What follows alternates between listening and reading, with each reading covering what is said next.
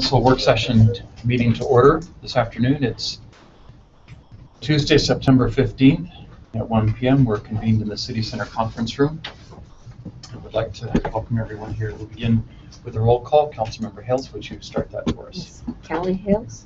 Gary Winterton. Brian Jones. Ryan Harvey. Karen Tabavi. Louise Jorgensen. Alan Miller. Dave Sewell. Gary Garrett. Kim Santiago. Wayne Parker. Matt Taylor. And we excuse the mayor, who's involved in Utah League of Cities and Towns meetings in Salt Lake City, and also Councilmember Van Buren, who we still think is on his way this afternoon. I think those rains hurt the construction, man. I think he got the video stuck on some of those. Okay, thank you. Yeah, he did that.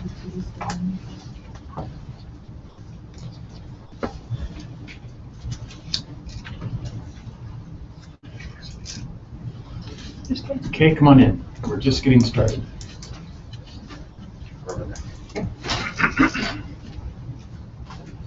And we'll begin then with an opening prayer. Brian, thanks for being with us today and agreeing to help us out here. So we'll invite you to offer an opening prayer for us.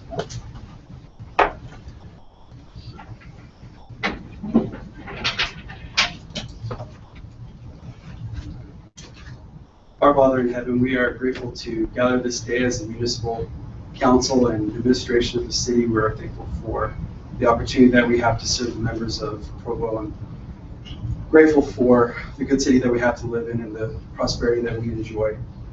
We ask a blessing upon this meeting, that thy spirit might attend us, that decisions will be made in reason and wisdom that will benefit our residents and community, and that the leadership of the city will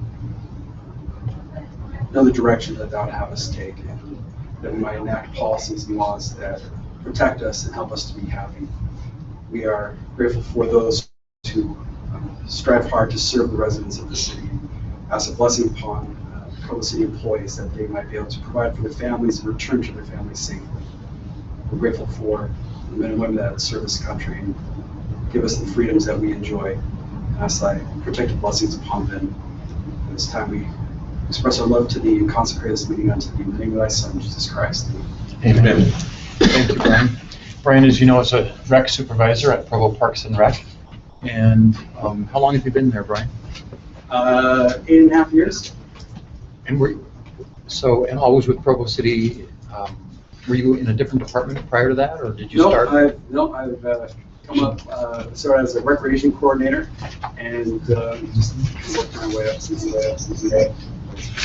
Any thing you'd like to pass on today about your division, or certainly appreciate the great work you're doing there. Thank you. Yeah, I can give you a brief overview of what I do. I have I have a very interesting job, sort of the most diverse in the department, and what I consider the funnest. Back in 2009, I took over for the Historical Senior Services Director as part of the initiative to help us through the recession. So that's kind of what makes my job a little crazy. So like I said, I'm the recreation supervisor. Specifically, I oversee recreation programs, special events, and community services for the city. So that entails, I oversee the community side of the recreation center. We created this Silver Sneakers initiative with that, so that seniors can get a free membership to the recreation center, and through their healthcare providers actually provide more revenue for us than we would get through a membership. So a big win-win for everyone with that. I oversee 26 special events for the city. Everything from small events like our senior prom, and to some of our larger events like New Year's, Pioneer Day, Halloween Carnival, and also work with a lot of collaborative events with outside organizations like the Rooftop Concerts series and Utah Lake Festival. I oversee recreation programs, everything from top programming, youth programming, adult programming, senior programming, and a few years ago we really created an initiative to push adaptive programming, which has made a huge impact into the lives of the families that are participating in that. There are over 24,000 people in Utah County with a disability. 1,400 of those are kids in the Provo School District alone. And so it's a population that is ready and crying out for the services we get. And our adaptive day camps we did this summer showed the great success we have in that area. I also see community services, so that entails working with our senior congregate meal program. We do a lot of health clinics. We do a lot of special services like legal services, tax preparation, and different things like that, collaboration with some of the local universities. And I work with a lot of boards and commissions representing the city's interests, things like Mental and Association of Governments for Senior Services, the local Utah Coordinating Council for Transportation Services, working with Accessible Utah with the Governor's Office for Adaptive Services in the city and the state. And yeah, I love my job. In fact, do I remember hearing recently that there's an adaptive playground on the master plan for Provo City? Yes, yeah, it's something I've been working hard to try and get. I think we have funding, include that in the RAP tax. It would be a 12,000 square foot playground. We're looking at the location at North Park. It would be the closest fully inclusive playground is in Pocatello, Idaho. So some of the numbers I told you, it's definitely a playground that could be utilized as a regional playground in this area. The estimated cost would be anywhere from $400,000 to $500,000. Much more expensive than a normal playground, and part of that is because of the surfacing that has to be put out that allows wheelchairs and accessibility throughout the playground. It still provides that safety feature. But it is an initiative that the community can definitely get behind, and people and organizations want to donate to a cause like that. So definitely a project that the community can come together to put. Any questions for Brian? Yeah, I got it. I know that we work with the schools. I didn't even realize for many, many years that, for example, the junior jazz program is not, we play it, all the kids play at schools. I thought it was kind of the school, and they play in classrooms and those type of things as classes. But that's your program, is it? Yeah, we do a lot of collaboration with the schools, especially with the universities. Some of the things we do with the universities, we have an internship program. We do about 5 to 8 interns throughout the division each semester. It saves us almost $40,000 in personnel costs a year. And it provides the schools with one of the best internship programs that they have to offer students. And they go out, and some of our interns have gone to see, one of my last interns is now the Parks Rec Director down in Moab, Utah. So it's a very high value program that gives a lot of experience to them. But yeah, we do a lot of youth programming with the schools also. Anything else? Again, for your great service to our city and work. We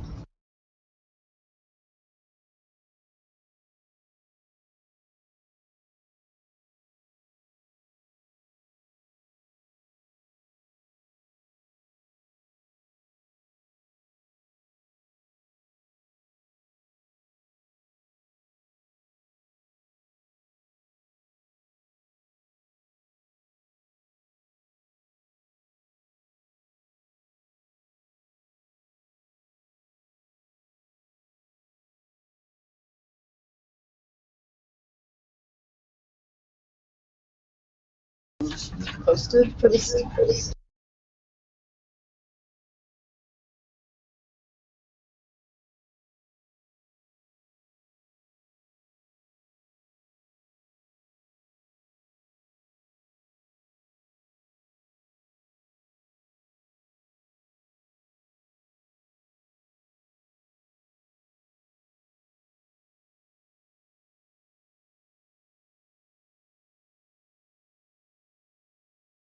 report from our downtown Provo Inc. with us today. Brady will turn the time to you. Please introduce others you brought with you today. Yes, this is Steve Jersa. He's the finance director of the Provo Marriott. Provo Marriott's been a valued partner in downtown Provo. They donate $10,000 a year to downtown Provo, $2,500 a quarter. Valued John Garfield is the manager there. He's been a staple in the community. Do you have anything to add to that, Steve? No, just excuse me, just happy to be here and support the organization and to let everyone know that we're behind it, we support it, and we're grateful for the contributions and the support that the city provides as well. And you're currently chairman of the DPI board, right? Yes, I am. Okay. And I also have Sandra Chavez here with us. She's an intern for this quarter. She's from UVU. We value her contribution, her effort. She's done a lot. She did a lot of the work with Taste of the Provo, or the Taste of the Valley. So we're happy to have her. I thought I would first start off giving a video. Last time I reported in-kind donation from Big Door, the Big Door, they're a video production company. They're on Center Street, that karate shop. They're done a lot of work. It's looking great. This is a part of that in-kind donation. How many of you have been to Bruges, that waffle restaurant on Center Street? You've seen it. This is a little video we made for this restaurant. It's a part of a series that we want to do to, any restaurant that wants to be involved, try and get in there. Video is one of the best ways to market yourself. A better chance to convert that internet viewer into a customer through a video. So we have a special emphasis on video. You want to go ahead and you might have to refresh that. I'm seeing that you guys pause right here. Karen, you ready?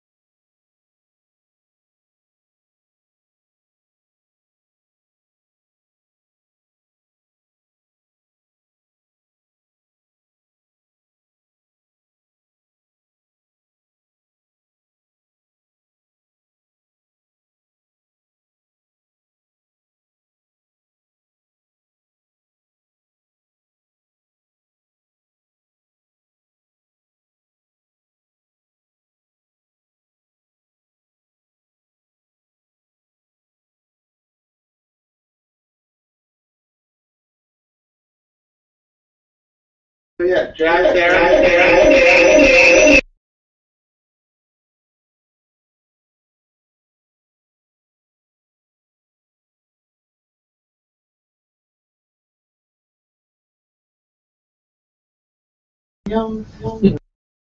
It's very kind of catchy.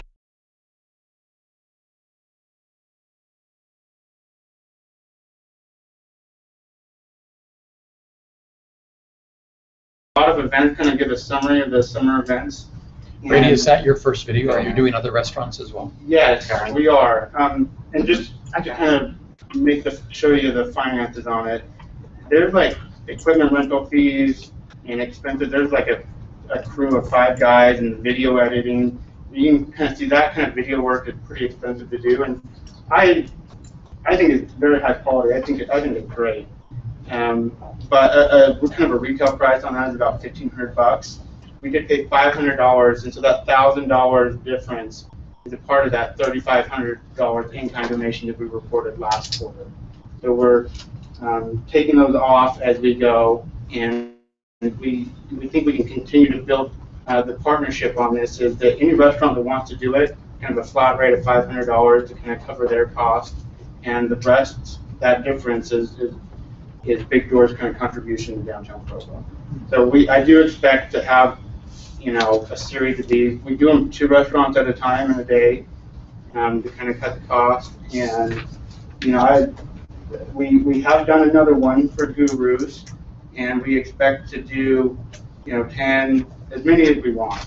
Really, any restaurant that wants to pay $500, and that $500 payment is kind of built into their membership fees to kind of entice them to be a partner with Downtown Provo.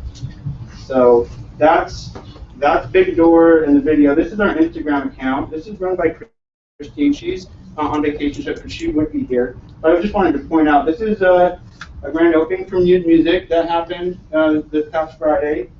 If you just want to scroll down, we had a breakfast. Who went to that free breakfast provided by Thomas Satcher? He's opening a new restaurant, Broke Eatery, and he was raising money for it. So it was free breakfast, but donations are welcome. And it was a good kind of Cajun breakfast. He's a great chef. This is our Taste of the Valley event. We had about 1,800 tickets sold at $15 a piece. It's pretty busy. It's a really hard event. It's a tough sell for restaurants because they donate their food costs and they show up, and it's hard to tell their kind of return on that. But a lot of people in the Valley like the event. It's been going on for 20 years. We had a pretty large role in it. Downtown Provo, we had one partner, Regan Copeland. The Copelands used to own a restaurant here on Center Street. We had T-shirts donated by Google Fiber. I don't know if you can see that. The T-shirts that keep Provo peculiar. There it is, right there. Kind of a play on, we're still pioneers in Provo. We still, pioneer in business and music and art. They were a great success. A lot of people liked them and wanted them. So I was actually going to bring some for the council members here today. So I probably should or shouldn't have, but I would be happy to give you a T-shirt. Let's see. This is the South of Center Fest with these 2 pictures. That was a big event that happened kind of with the Utah County Art Board and the people down there at the Provo Art Studio. We have this art jam that happens every week, kind of every first Friday of the month with the Art Stroll. Our Art Stroll is one of our Downtown Provo events, kind of featured events that people go around to different art galleries or stores to kind of view art. That's with Ricky Williamson Brimley. They just bought that whole furniture store on Center Street. They want to turn it into an event space. Of course, we have the Star Fest. That was great. This is our Art Stroll flyer. There's about 10 different venues: Written Vision, Alan's Camera, Hot Potato. If you're a restaurant, if you're a business, if you have a place to put a piece of art, you can be involved in the Art Stroll. So yeah, that's just a quick summary of some events, and now we're just going to move into our PowerPoint. Is there any questions about any of those that I've covered so far? How did you feel about Start Fest? The Start Fest. Brady, did you feel like that met your expectations? Yeah, it was great. It was a well-done event. I didn't have, any role in it at all. It was done by Google Fiber, Start Fest people, and the Beehive Bazaar. There was a big coalition of people. I thought it was a great success, very professional, a lot of high-name speakers, and good information. I'm sure probably if you had a chance to kind of see the action on Center Street. I did get some feedback, and we all do have some feedback about parking and street closures, and we're going to talk a little bit about that with this kind of summary of events. But yeah, I thought the Start Fest was a great event. I think, if anything, it helped brand the city as a progressive, exciting place to do business and be involved in technology and startups. It's one of I think a core kind of branding event that I think it's hard to really put a value on it. So I would definitely, recommend moving forward and supporting events like that. Okay, so we had all of our, yeah, go ahead. Take on Rooftop Concerts and the change of venue. If I could save that till the end, because I have a whole few slides on the rooftop. Now you've seen all the video and color and pictures. I did that at the beginning because I looked at my PowerPoint and I had lots of data and numbers and it's super boring. So, but some people like data and numbers, and so we'll get into that. Here's our social media updates. This top number on all these is the one I reported last time. The one right below is the current one. So, yeah, we're up to 4,350 followers on Facebook, and that's up 200 a month. Our rate is increasing to our followers. We were only increasing about 120 a month last time I presented. Our Instagram account is grown a lot. We had a benchmark goal of 4,000. We've met that and exceeded that. We're going to continue to grow on that. Our rate is increasing also. We were doing 150 a month. Now we're up to 435 a month. Twitter accounts are I guess slower account is probably the one that receives the least amount of focus from us, and mostly on demographics. You'll post one thing on Instagram and get all this crazy action with comments and likes and people talking about it. You have the same exact post on Facebook or Twitter, and there's just not very much action or going on. So it's a kind of a demographic thing of people who like these different social media avenues. Okay, here's the financials for this quarter. We had a total fundraising of $33,513.75. The cash is about $10,000, but services in kind, we've got a lot. And we have a few kind of really big partners in that. The Swire Coca-Cola Group, they're a huge downtown supporter, a huge event supporter. You might see the event the Coca-Cola tents. They're out every event. They're supporting every event. They're a big partner for downtown Provo. Google Fiber spent $1,500 designing those T-shirts and $1,000 printing them. So we're grateful for that donation. This Blinksy, I have a traffic study that was commissioned. I paid $750 for a pilot traffic study to kind of see during the Freedom Days. There was all this traffic and people walking downtown. I wanted to see how many people were downtown, and it's a number that we all kind of. A lot of people say, 250,000 people were downtown at the Freedom Days. I just kind of wanted to do a traffic study and see it. So this is a pilot study. We spent $750. And from that relationship, it's a new company. They got seed funding, and as part of that seed funding, they wanted to invest money and continue a study. So they're donating $5,000 for right now, but it's going to go on in the next quarter for more traffic data. We did have a new iPhone and Android app produced by Incline Interactive. It's available now. So our expenses, again, our payroll was a little higher We have about 8,000 a month in payroll, a little higher because we have that paid internship. Already it has since after internship was over, so I do expect our payroll number to go down. The events, we spend about 2,000 to 2,500 a month during summer on events, a little bit more than usual. Typically that number is closer to 1,000. But if you have a big event downtown, my kind of rule of thumb is it's about $1,000 to fund that event from my organization. And most of it goes back to Provo City. I pay $150 for a licensing fee, $150 to close the streets. The health department is another $150 for the mass gathering permit. Most of Provo City, the fire department pays $600 to them to man the Taste of the Valley event. So a lot of the money I spend on events is kind of spent on Provo City services. Okay, and miscellaneous, I pay $100 a month in rent to the Utah Valley Chamber. That's a great spot. I have kind of small miscellaneous expenses also come out every month. Are there any questions on financials? We'll move on to some events. Okay, so these are DPI events. We put a lot of blood, sweat, effort, money into these particular events. We'll talk about non-DPI events in the next few slides. The Play Street Provo, our estimated attendance on that was 3K. We were competing with the Jimmer event at the rec center. So this was a lot lower than we expected, but it was a great event. And my kids, my family thoroughly enjoyed it. There are some things I think we need to do better. For instance, we had kind of bounce houses that were kind of tucked behind the Cubby Center. Kind of be out and visible so all the families could see them. I had a lot of people kind of wondering where they were.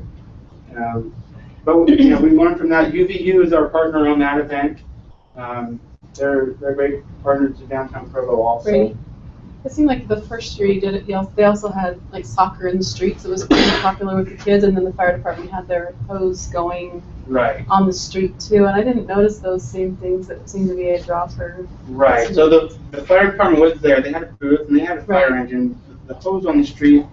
There was a reason why I think they didn't let it run. Maybe it was a safety or issue. I wasn't privy to that conversation, but the soccer on the street, they were set to come that same event, but didn't work out. But yeah, I think it's a good event. It focuses on this area of Center Street that I think needs a little more exposure. It's on this west side of Center Street. So yeah, we hope to continue that event, and there are ways that we can make it better. I appreciate any kind of feedback that you might hear from or you might have for that particular event.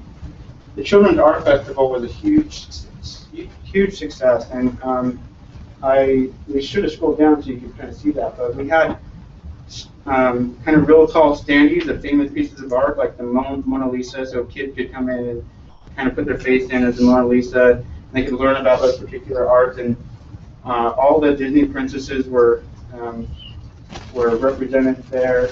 There was about 800 people there, but it happened the same night as the Orem anti-bomber, same night as all the craziness at Rooftop, same night as the Freedom Days Festival. So to have 1,000 people,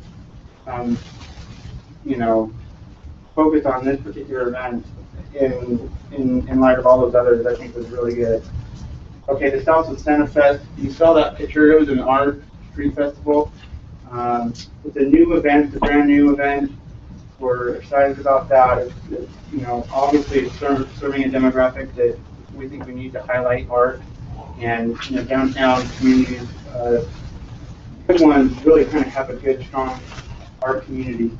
There was a breakfast that was served there.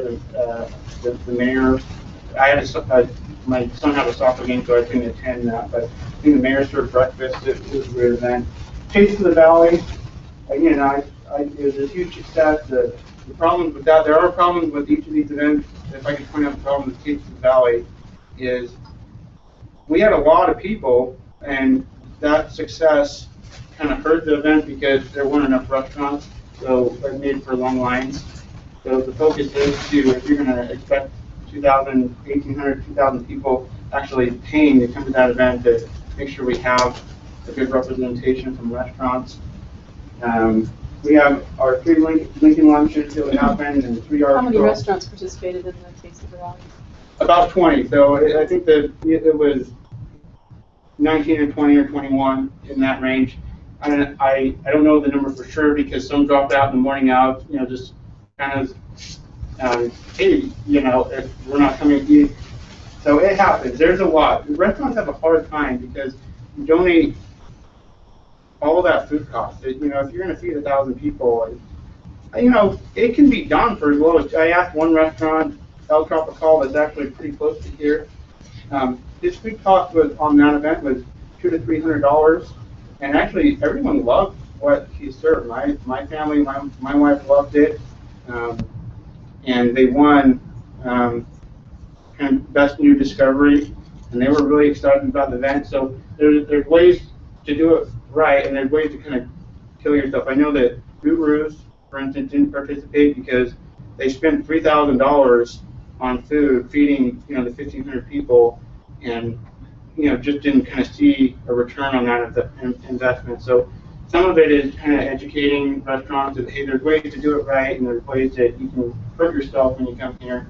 And it has a long history, so a lot of the old timers, are kind of burned out on it, and just because they've been doing it for so many years, and so we're finding the new restaurants to kind of get excited about it. So we do have different ideas. Sometimes it might be a good idea against street closures. There's always an opportunity cost, which we'll go into, but for next year's Taste of the Valley, we thought it might be a good idea to have it at Pioneer Park with the farmers market, and kind of the farmers market may be open to that.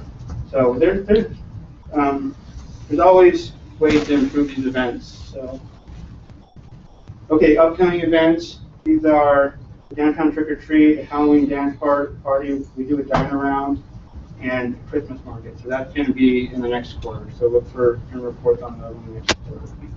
Okay, non-DPI events. We have the Latino Festival. We met them. I was a sponsor. I wrote them a check for $1,000. Said we love this event. We're happy you're here. We hope that you continue having this event, and we're growing that relationship. Polynesian Festival that happens kind of everywhere, every year in downtown Provo. The Provo Fest Dance Party. I don't know how many of you heard of this. It was a DJ dance party, different from Rooftop, and I'm going to go into some numbers here and kind of compare the two. But we had a lot of people come to that. That was July 31st on Friday night. The Temple to Temple 5K, and I probably, you might know some. I probably missed some. I tried to catch them all. But Freedom Days, the Utah Dance Film Festival, the Art Jam, which I kind of mentioned, Utah Valley Marathon. Right, you just got going back to that Temple. Where are you counting as a person? Because you already have 10,000 runners. Well, so I'll show you. Okay. The runners don't carry electronic devices, so I can't count them with eyeballs.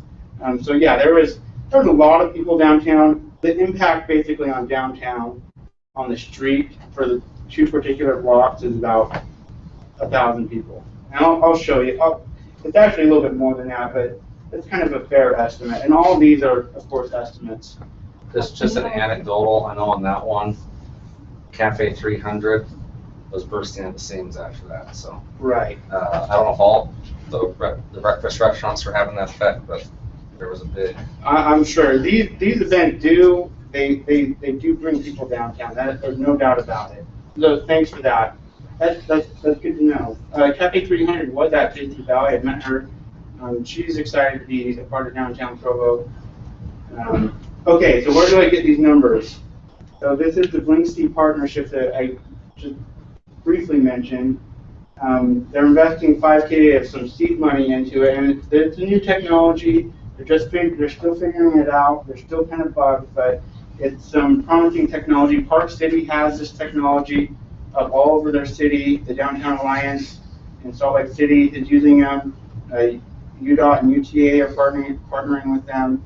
And with all these partners and data, if you join that partnership, you share all that data. So I'm excited about this. I'm trying to get other people excited about it, especially Provo City. You know, it does take some work. With Provo City, it's something I can't do on my own. So it's something that I'd like to talk about and try and grow a partnership with anyone that's interested. Okay, so I have the Freedom Days report. This is produced by the Linksy company. I'm just gonna pass these around. And what this technology is, if you have a car with a Bluetooth or Wi-Fi, if you have a smart car, smartphone, it basically this counts electronic devices. So your phone sends out a signal that says, "Where's Wi-Fi? Here I am. Where's Wi-Fi? Here I am." Or here, here I am. Here's my Bluetooth signal. So it counts that. So every time maybe you walk by with your cell phone on, and your phone says, "Here I am. Where's the Wi-Fi signal?" These devices hear that and count that as, essentially as a person. That's a brief kind of summary of that technology. These are the reports that we kind of get. Every day, you can kind of see your traffic in downtown Provo. This is an example of kind of what happened in one particular event. For example, Taste of the Valley. Right here, okay, so the blue line is Taste of the Valley, the Saturday Taste of the Valley. The darker line is a regular Saturday with no event. You see that I picked a date in August, in August, it didn't have any event. And these numbers are pretty consistent day to day. But you can see the street closure right here, the difference between the two kind of reflects the street closure. And the event, you can kind of see how there's spike during the event times. You can see where it starts to go down right here where the event ends. This spike right here is most likely people going to the BYU game on the way to their BYU game. So these, you can kind of see that we get pretty consistent data. This is actually the data from the Temple 5K run. So I have beacons on 2 blocks that are on Center Street from 100 West to 100 East. So just this data reflects just basically traffic on those 2 blocks. You can see that the 10K run, this is from a normal Friday, this is the difference, and it's a difference of about 1,000. So that's why I put 1,000 people on those particular 2 blocks. And also, when there's a difference of 1,000, not everyone carries a cell phone, so this is the lower end estimate. We figured that you essentially double that number to get a fair estimate of the people that were involved. So on that block, there probably were more like 2,000 people that came to that event. Is there like a margin for error with people who have their cell phone, they turn it off, turn it back on, or it's double counted or more than double counted? Yes, there's a large kind of margin of error, and it gets better the more you know. In Park City and Salt Lake, they actually have someone on the street and count. They have eyeballs that count people and compare it to what they actually counted with the electronic, data gathering. And they actually say, okay, for Park City, because we're, a more affluent population, they have more cell phones, and so, the multiplier is a little bit less than, like, Salt Lake or whatever. So yeah, there's margin of error, and it's a new technology, and we're still working out kinks. So yeah, these are fairly kind of rough estimates, but what is more important is the comparison from days to day is what's important, because over time those comparisons do give you kind of a true reflection of events. So that's why on each of these I tried to compare. If we have an average Tuesday versus an event, a Startfest Tuesday, you can get a fair estimate of the value of that event and bringing people downtown. Okay, this is the Provo Fest dance party that happened July 31st. You can kind of see a regular night tapers off, but this difference right here is a fair estimate of the attendance or the comparison between a Saturday without an event and a Saturday with an event. See this difference there? On almost every event with a street closure, you can tell that there's a drop off. And so, I mean, there is opportunity cost with every event that there is. I have a few more. Okay, I put this one up. This is just to highlight kind of how massive this September rooftop is. Start line is a regular Friday, and all these people right here, were September rooftop. This is, difference between, it's like a 6,000 people difference. The estimated attendance at rooftop was definitely between 15 and 25,000 people. There was a lot of people at that last rooftop. And I have more numbers on each rooftop. So this is the rooftop concert side I kind of wanted to show you. We have unique people seen for at least 10 minutes. You have these numbers that right here, seen twice at least 10 minutes apart. So this July rooftop, there's 2,100 people that stayed there basically at a rooftop for at least 10 minutes. But you can kind of see that the uniques right here are a little bit more. How many people had actually counted on the last one is 11,000. You double that, that's close to 20,000. What's really important is you can kind of compare the rooftops. This July rooftop had 5,000. This one had 2,000. Basically, the worst attended rooftop, even though that's still a lot of people. And that one, the last rooftop obviously had a lot of people on it. 5 to 10% of rooftop attendees are downtown regulars. We see them downtown all the time, at least 16 days out of the month. And most of the people that come to rooftop are visitors. They don't work or live downtown. So, I think it's the goal of rooftop is to invite people downtown that don't normally come downtown. I'm fairly confident, I'm really confident that we're meeting that goal. We have other numbers to say, well, of these people that visit, how many came back, in that particular month, or how many came back in the next week. And I don't have good data on that, so I'm not going to report it now. But I'd love to kind of give you more numbers kind of as that data comes available. Brady, can I ask your relationship with Rooftop? What do you do with Rooftop, and what is your impact on getting people downtown compared to just the rooftop itself? What do you think that is? So downtown Provo had a closer relationship with Rooftop in previous years. When Rooftop was new, downtown Provo definitely helped out a lot more. Now Rooftop's kind of grown into its own beast. I've had little to no, I think, impact on these numbers with respect to Rooftop. Mostly my relationship with Rooftop is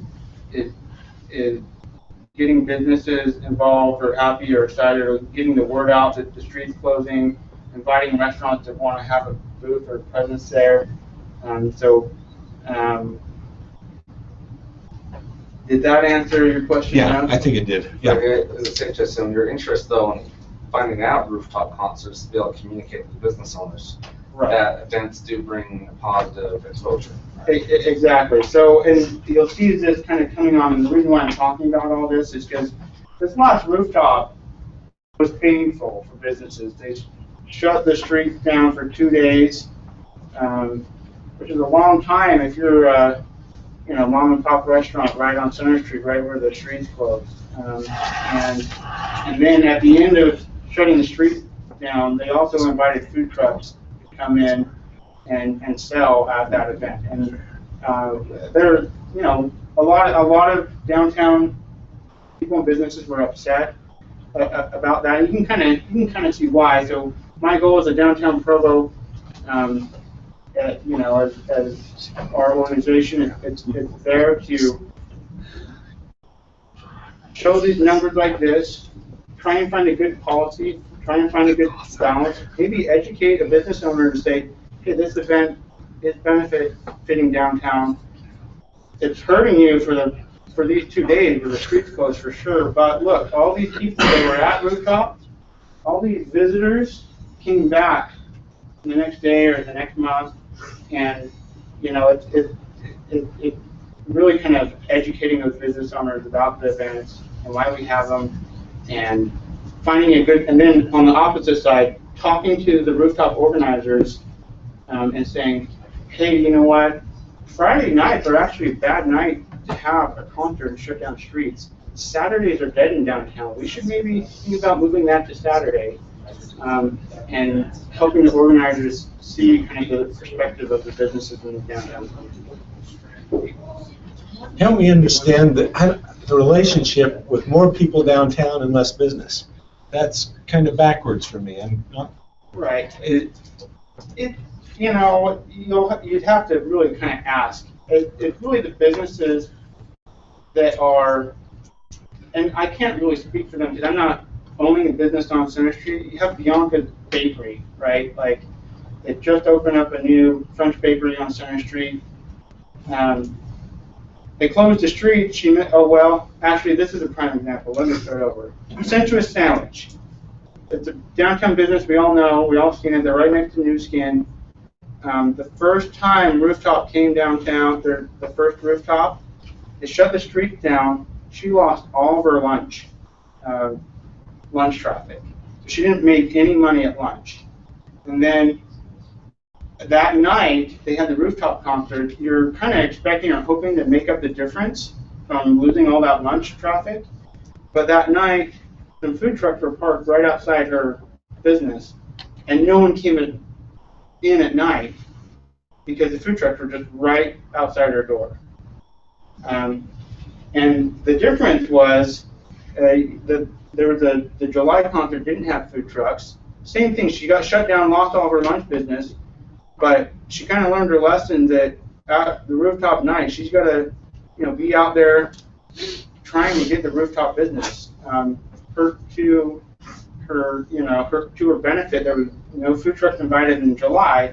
She had a big sign, she had a deal, a special going on that night, and she did great that night. Of course, there's a lot of people downtown with the Freedom Festival, and there's tons of happening, but there's a lot more vendors. So it's really, there's a lot in play. There's a lot of variables. I brought up Bianca's Bakery because she added ice cream to her shop and made a lot of money having ice cream. You don't have ice cream, it's hard to sell French bakeries at night to make up for your lost morning and lunch traffic during the day. So, there's restaurants, the Provo Dance party we had, Station 22, he was busy, but not enough really to make up for the lost lunch. A lot of business owners for Rooftop say they are busier at night, but not busy enough to make up the difference for the lost lunch. So, and that's just a general statement. Not always true, but it's something I've heard a lot from downtown business. So some of them will adjust their offerings or bring their food out to try to leverage that business there. Right. We have maybe 5 more minutes to cover this item. Thank you. I'm so sorry. I'll get through this. Okay, so we're almost done. This is my event summary. There's no such thing as a free event. You have a free event downtown. It's not free. There's all these opportunity costs involved. Shutting the street down, people losing lunch business. So good event policies and decisions consider those opportunity costs involved. Taste of the Valley, this is a good example. We did shut down the street, There was one restaurant owner that was, very unhappy about that and very unhappy about lost business. And there was another restaurant owner within the same block that was so grateful for it and so happy we did it. So, with all events, you can't please everybody. I think when you decide to do an event and what you're going to do is, for the people that are unhappy, you got to be able to explain why that opportunity cost is covered by the benefits of the event. And for the people that are excited and happy in an event, you got to tell them, hey, this event still does hurt people. It still does, have a cost to some people that maybe not affect you in ways that you don't really understand. The Provo Fest versus Rooftop, this is kind of an interesting, I put this up there because Rooftop is a really kind of expensive, I think, operation. It may or may not be because I don't know the financials on it, but it looks expensive. And they obviously spent some money. By the way, the last Rooftop was great. I have nothing but good things to say about Rooftop. It's kind of like branding a city. It's welcoming to, the young kids, the college demographics, the young families. I think it's great. I'm putting this up there just to reference the opportunity cost. Provo Fest was a cheap event. It took about $2,000 to bring the same amount of people of a comparable rooftop, not the last one, but the other rooftop nights. So, there's ways to do it cheap to kind of get the same return, but there was a lot of problems with Provo Fest too. There was a lot of complaints about that. So I'm not trying to compare the two events. It's just the money that's involved for the opportunity cost that you're losing and the benefit you're gaining. So again, there's no easy answer. You can't please everyone. You're always going to have someone upset or disappointed, and it's mostly because they're taking a bigger hit on the opportunity cost. So out of all this, I have two themes of advice. Events should be scheduled on slow days, which are Saturdays, weekends, Saturdays and Sundays, and holidays. Holidays are actually really slow downtown, and we do mostly. I think that is kind of a general policy that happens. And also, I'm with downtown, no food trucks. If you close a street and downtown business loses lunch hours, and then you invite food trucks to kind of take the business at night, that downtown business owner is at a huge disadvantage. Here's my current priorities. We're doing a wedding guide, a restaurant guide, and entertainment guide. We have the Canadian downtown for the weddings, of course, getting ready for the temple. We have Baker's event space, the Foxglove flower shop. We were kind of getting together businesses excited about weddings. We want to have a historical display during the temple open house. I'm looking for a venue. I talked to the Bell Room at Provo Town Square. That might be too expensive. I'm thinking maybe the Utah County Courthouse building right there in the basement, just to kind of have some historical display of the temple and the tabernacle. We have beautification going on for the temple, and also a priority is memberships for 2016. I'm doing memberships on an annual basis. If you want to buy in the middle of 2016, I'll prorate it. People do their budgets now, businesses do their budgets now, so I'm getting all that stuff out now. We're going to have a downtown Provo discount card for all the members. Restaurants will offer 20% off. Two Jobs is giving it, kind of buy one, get one free. Kind of like those football cards that people come around and sell to raise money. We're going to kind of do that with our organization. I think, and my purpose in doing this is to kind of, again, give value for a membership, and also to kind of unite the community and have people get to know each other. We have partnerships with Sky FM, the Daily Herald. We have brought this. Every month there's going to be our event printed and ads for downtown businesses. That's going to cost us about $350 a month, but it represents a significant discount from the retail price.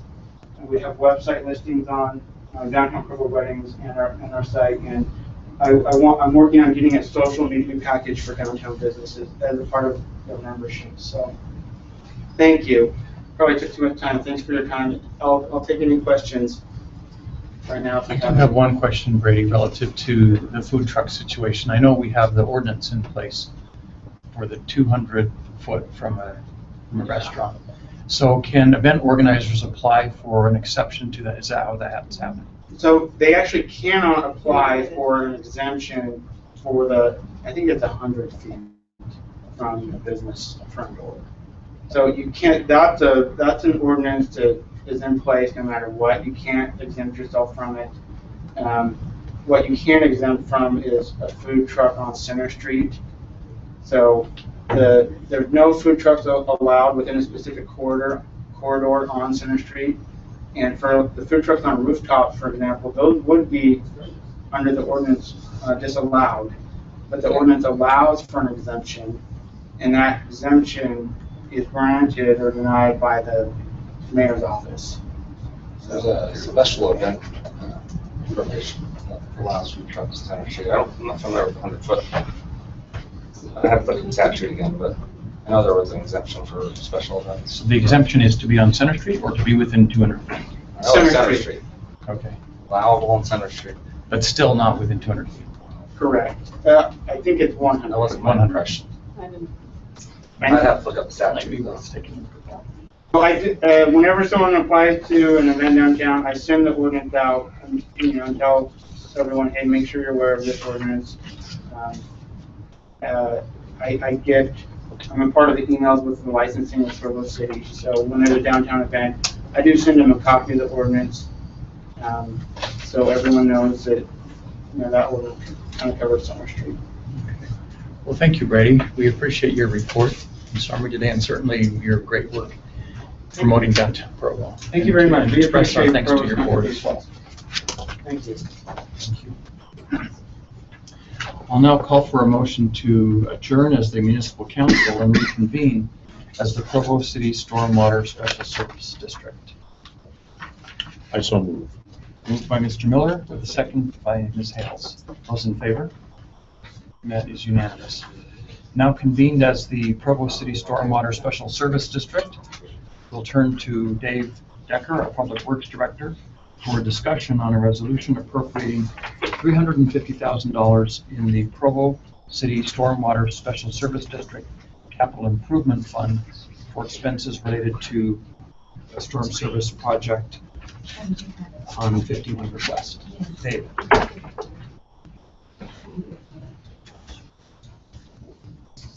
Thank you, Mr. Garrett. I appreciate the time to join the council this afternoon and talk a little bit about a project. And I think it's important to understand why we are coming today. There's been a little bit of a discussion internally about if this was an appropriate thing or we should be coming to the council. I think it is, and I wanted to make sure that you understood exactly why we are coming to the council on this particular item. And I think it's important to look at city code relative to budget and contingency accounts, and we actually copied a couple of sections out of Chapter 3 in the city code that talks about our budgets for projects and indicates that capital monies that are approved for capital improvement projects should not be used on other projects without the council approval. And the contingency money that I'm going to talk about is actually budgeted in a project account. It's called contingency. It's kind of an unusual name for a project, but it's actually got its own project account. And then there's a section that talks about the contingency money. We also have to come back to council for approval for that particular amount of money, as long as if it exceeds $50,000. There's also a resolution that's approved each year with the budget, and we copied just one section out of the budget resolution.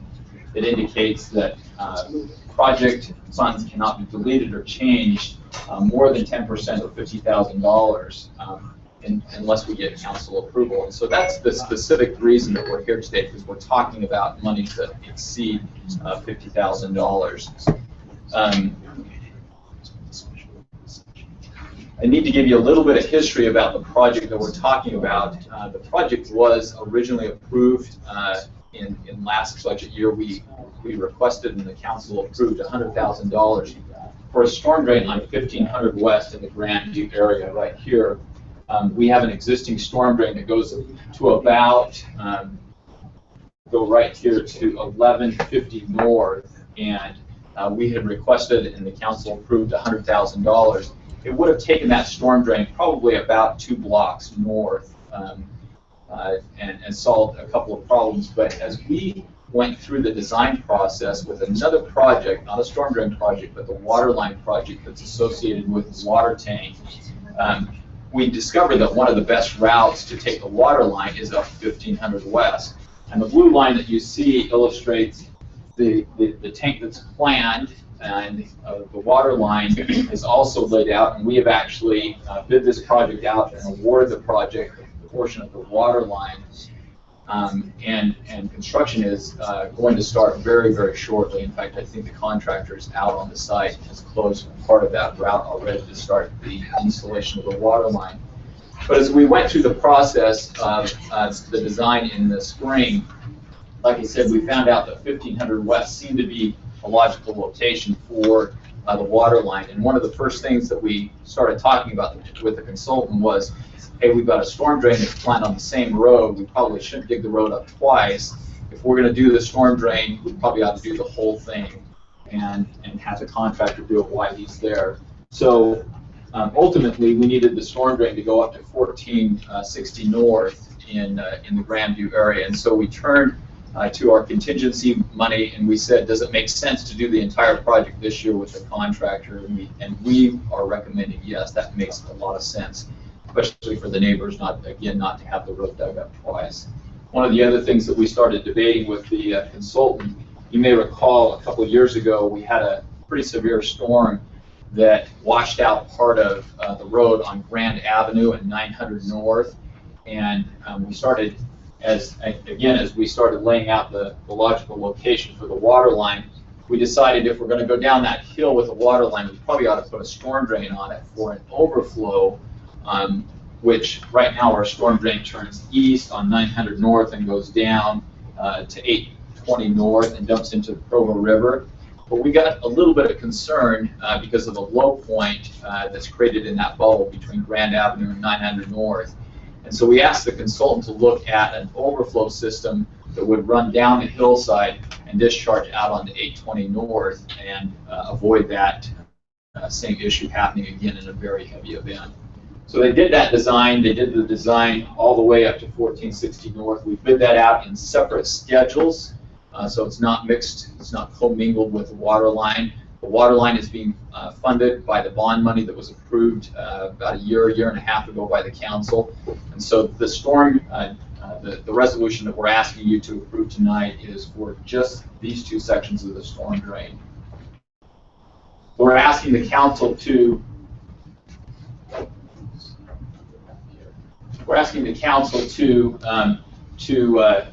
take out of contingency $300,000 and $50,000 out of another project, Stadium Avenue storm drain, combine those together, put it into the 1500 West storm drain, which already had $100,000, and do the project that has been bid out.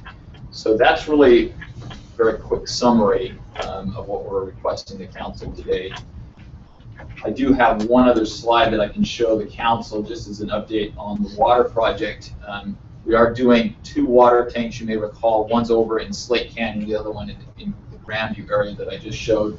In the Slate Canyon area, the water tank is built just west of Slate Canyon Drive. They're built at the same elevation. They will tie together, and so that they call them float together, so that they will be able to fill and maintain the same elevation and the same pressure in the water zone. You can see the outline of the water line that goes down past State Street and then goes out onto the west side.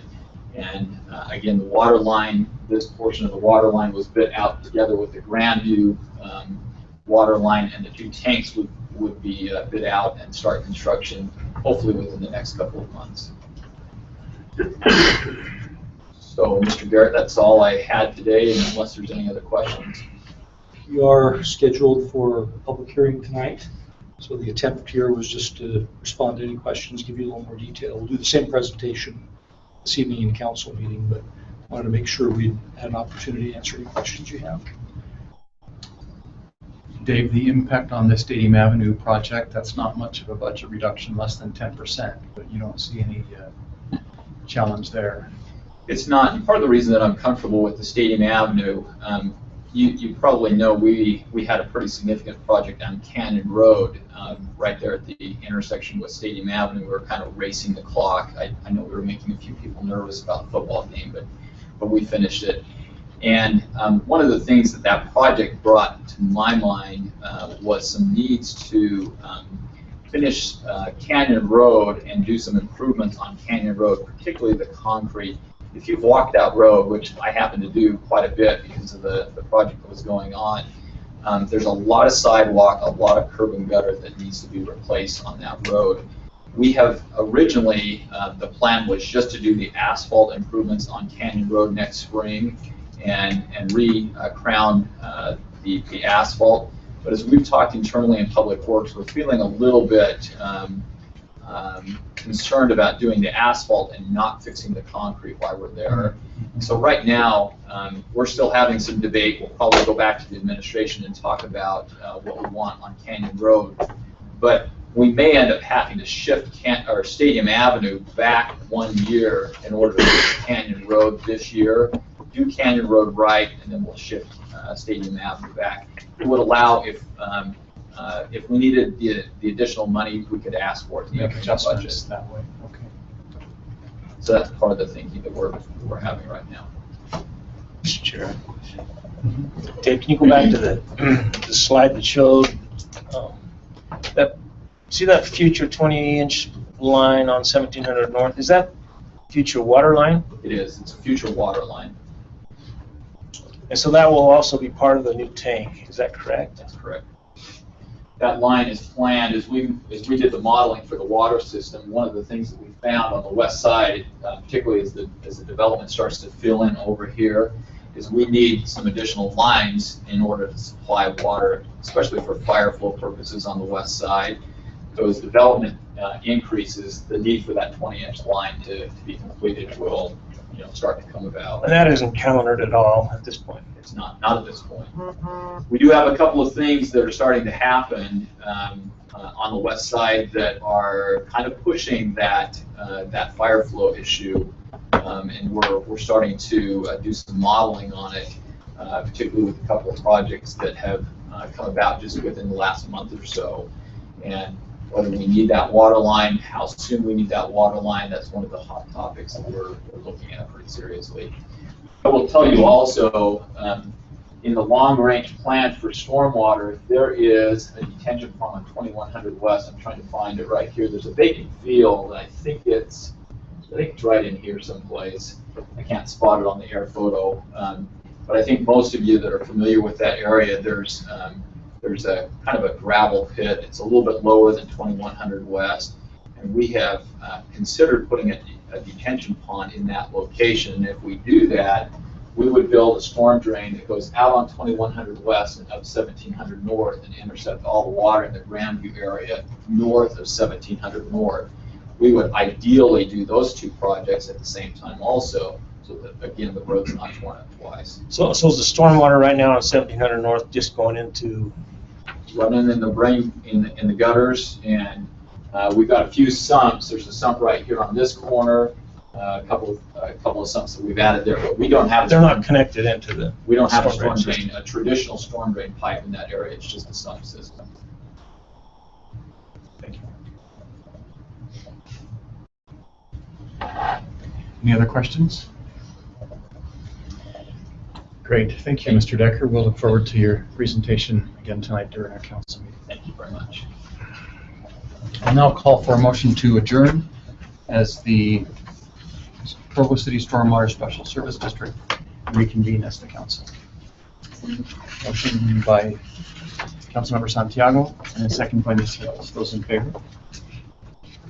That is unanimous.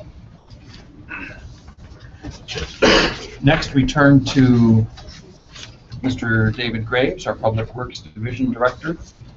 to present on the Provo-Orem Transportation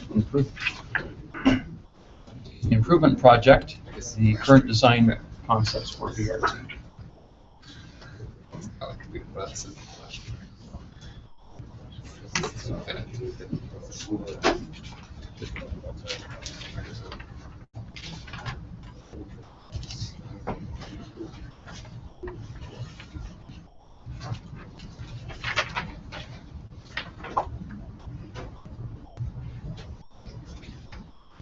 Thank you.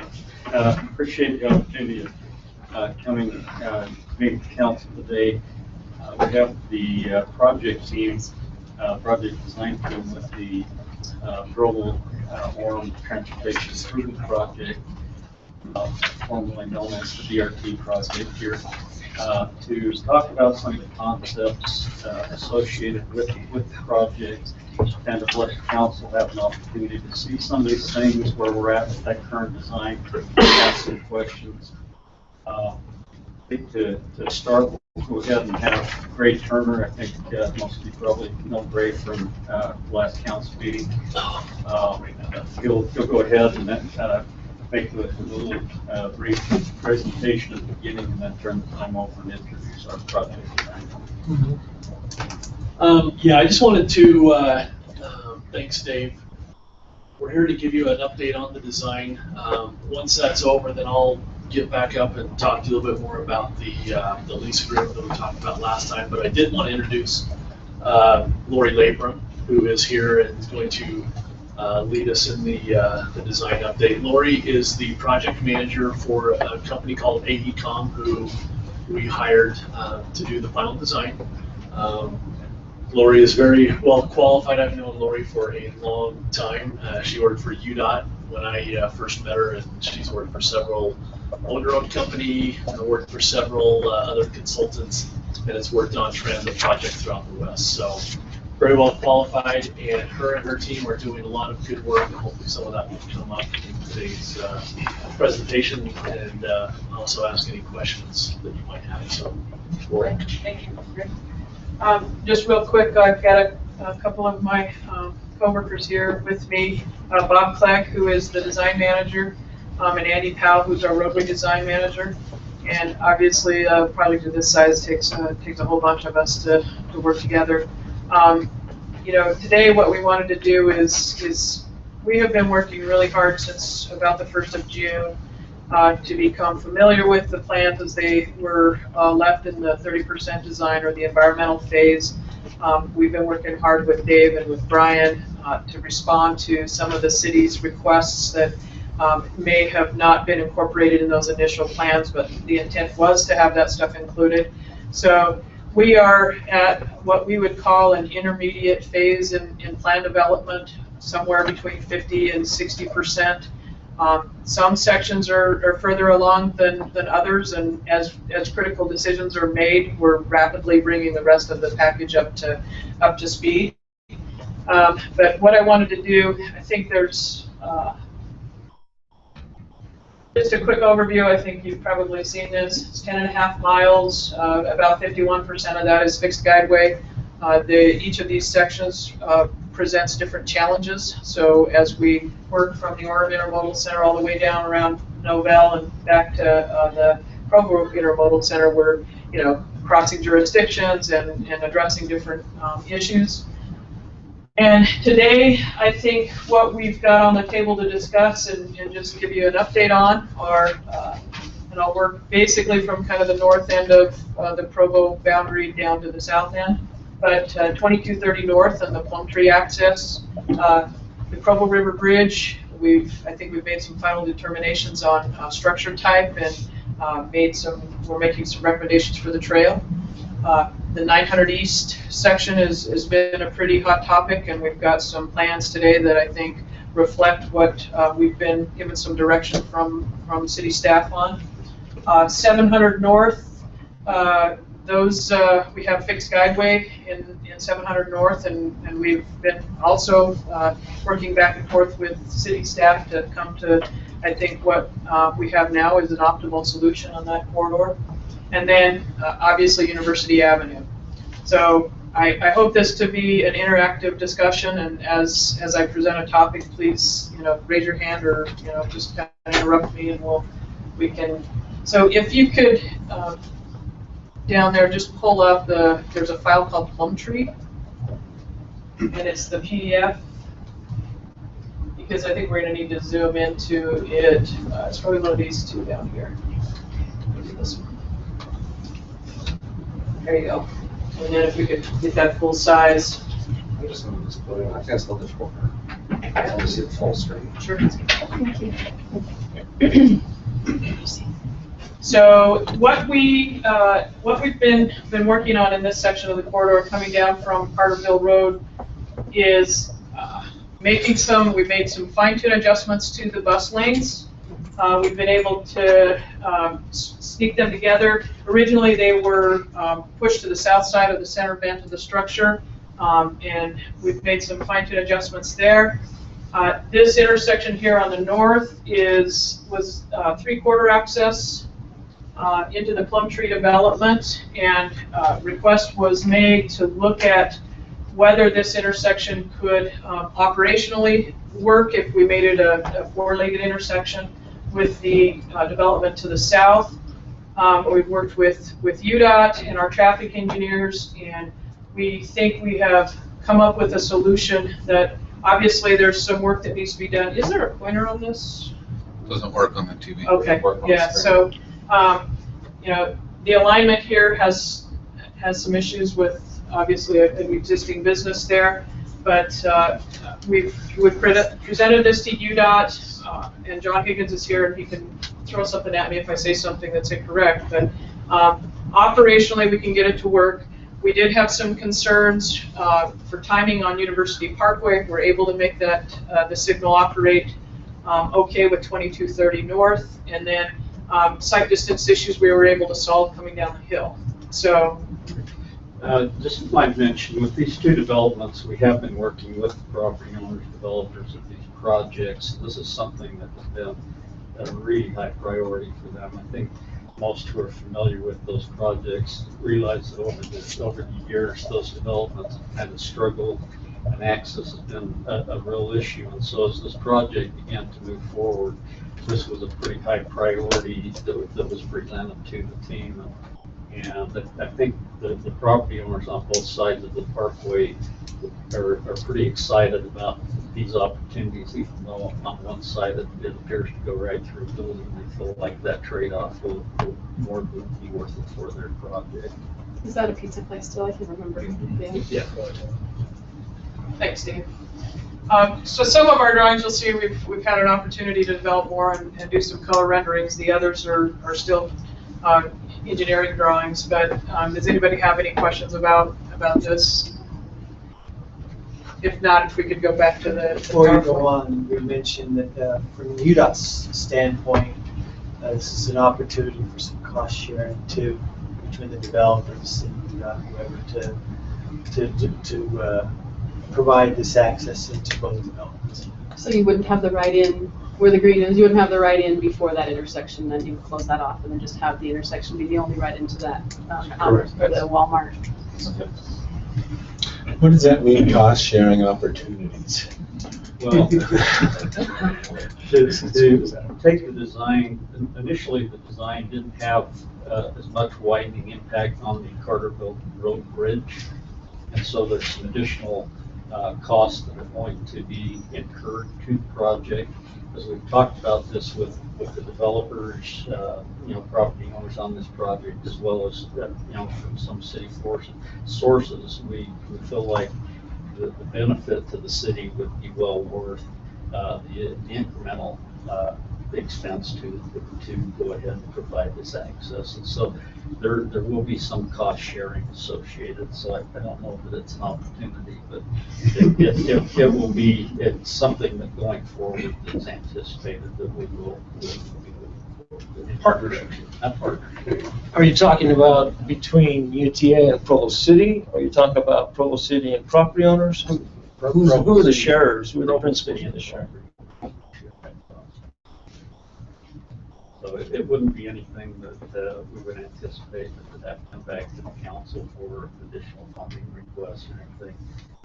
There's, some miscellaneous project funds that maybe the city already has, or the developer, the plum tree party has already said that they would probably want to pretty much share that entire cost. So there must be a dollar associated. What are you estimating? right now, we're looking, the estimates are about $400,000. So with the relocation of the pizza place, is that part of that? That's separate, so that's. And that developer has indicated that they would take care of that, that would be their dime to go ahead and remove that building. And it may not, the actual removal of that building may be time dependent on their schedule, but the design would accommodate, for full access on both sides of that road. Are they gonna move in within that area? They're gonna move their business somewhere in the same area, or? Yes. At their cost? At their cost. That's what was indicated at this point. Is the plan for the major intersection to the east already in place? Yes, there's no changes to that intersection. The station is located just to the right of what I've captured in this screenshot here. One of the things that I learned as we were working with UDOT on North University Avenue is the cost and the benefit that is associated with those accesses there. And so I know that when we're up north on University Avenue, they're asking for any other access, $200,000 to $300,000 just to be able to put that road in. This is this is the biggest traveled road in the state, the largest traveled road in the state, I think, just about. And so, in our part of the state. Yeah, in our part of the state for sure. And so, anyway, I can see why a developer would actually consider, maybe that access is worth taking that building out. And that would include full signalization of this access.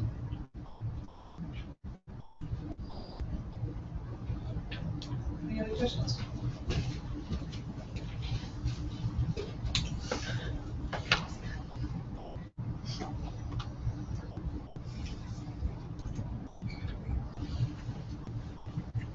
So then no.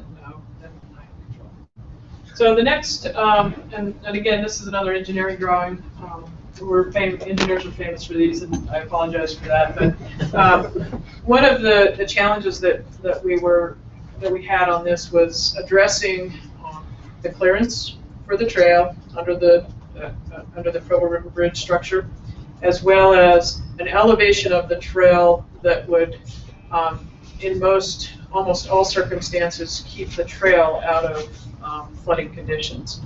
And we've looked at 3 or 4 different scenarios for the structure here. And one that we're able to make work confidently is just a single span structure with a concrete girder that allows us to raise the trail about 1 foot in elevation to give us that clearance during flooding conditions. And how we did that was we raised the road.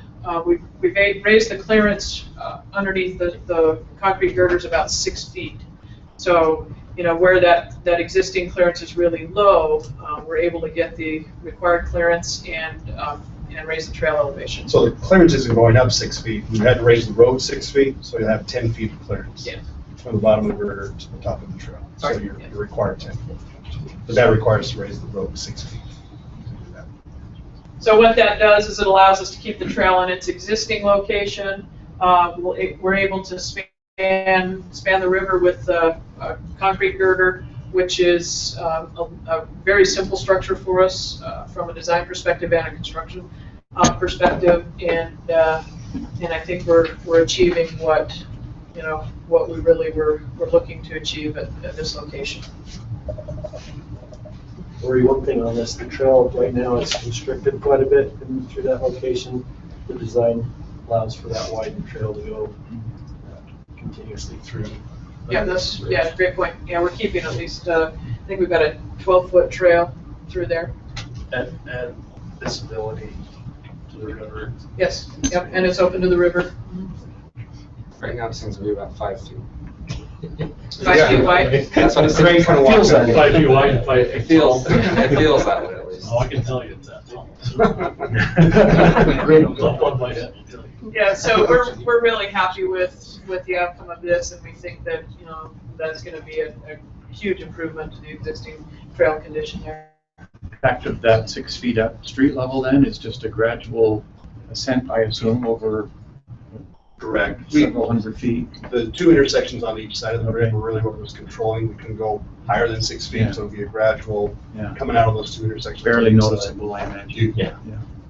So, might mention that the access to the west here that's previously just been a right into the auto dealerships will also include a right out back onto the parkway with the city sign. Does that intersection stay the same then, pretty much, all around, the configuration of that? Okay. So here is the 900 East. And in this rendering, we show a plan view and option. We've got 2 options presented here. The option in the lower left is a 10-foot multi-use trail adjacent to on the east side of 900 East, and access to the houses along on that east side. We're showing, you know, a planter strip with shrubs and trees, and that would we would continue to maintain the power poles in that location. Another option that we were asked to look at would be what would happen if we widened that access to 14 feet, just to give a little bit more of a cushion for the case where you had a bicyclist and a vehicle in that. It does bring, in this condition here, we had about 13.5 feet from the edge of that trail / roadway to the structure. It decreases that obviously by that 4 feet, so that brings it down to about a 9.5 foot offset from the residents in this location where the section was cut, and it was cut right here in the middle. And I think that's about the closest building to the roadway that we would have, or that path.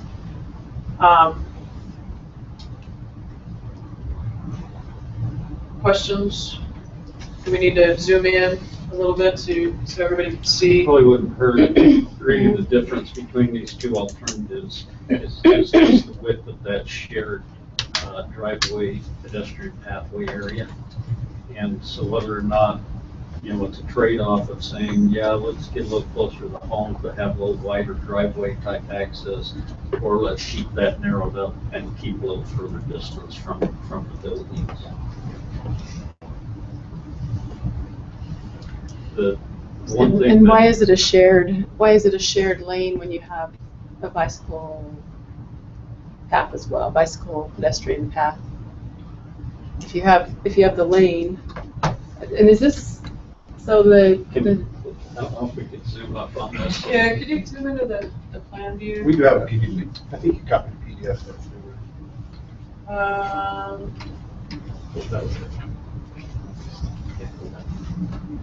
There you go. This one? Which university? Right. So if you escape the presentation, There you go. Oh, that's University Avenue. if you escape the PowerPoint presentation.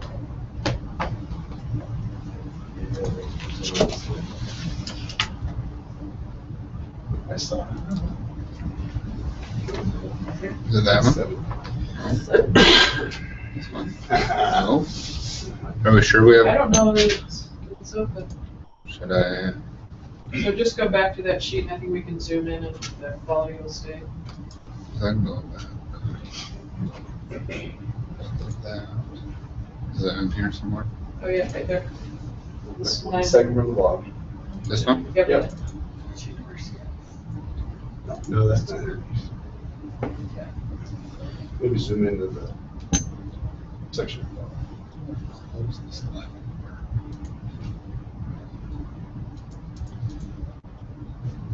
There you go. Okay, so ask your question So again. you have so on this, it's up again to the Yeah, let's show picture, the plan view. sorry. So there you have just the physical barrier and then the lane that's gonna serve as a lane for cars, bikes, and pedestrians. Correct. And then the other option was, It's just wider. it's just wider? Yes. But lane, the lane is for cars and bikes and pedestrians, and there's no sidewalk. There's no Correct. other path. Correct. In the wider option, you could designate a 4-foot section that would be, we could delineate it for pedestrians, only pedestrians. I mean, the trouble that we get into a little bit is if you start to mark those, some of the requirements for bicycle and pedestrians becomes a wider section, almost an 8-foot section. So What type of design cues are you gonna put to the drivers that tell them you gotta go 5 miles per hour? well, this is intended for these residents only. I understand, so how are the design cues for the residents to say, Well, you can sign it.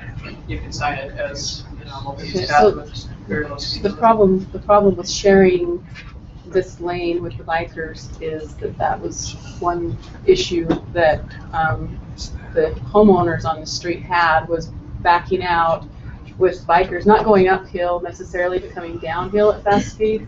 They're trying to back out, and they were trying to navigate bikes and cars and stopping traffic to get out of their driveway. And so the idea was to have the road be for cars only, typically for cars only. And I don't know that a biker would take, I don't know, maybe they would, but to have the cars be able to use that road, and then on the other side have the bike and pedestrian path closest to the road. So there is. I mean, we certainly could do that. What happens is this starts to get really close. Yeah. So Kim, you're talking about having the 10-foot wide, the shared driveway, the landscape strip, and then a sidewalk on the roadside as well. Yeah, or you could have the landscape on the other side of the pedestrian bike, either way, but so that there's separation. So when they're backing out, they're only hopefully just backing onto the road where cars are going to be, and then there's another path for pedestrians and bikes, a shared path for pedestrians and bikes, and then you could put the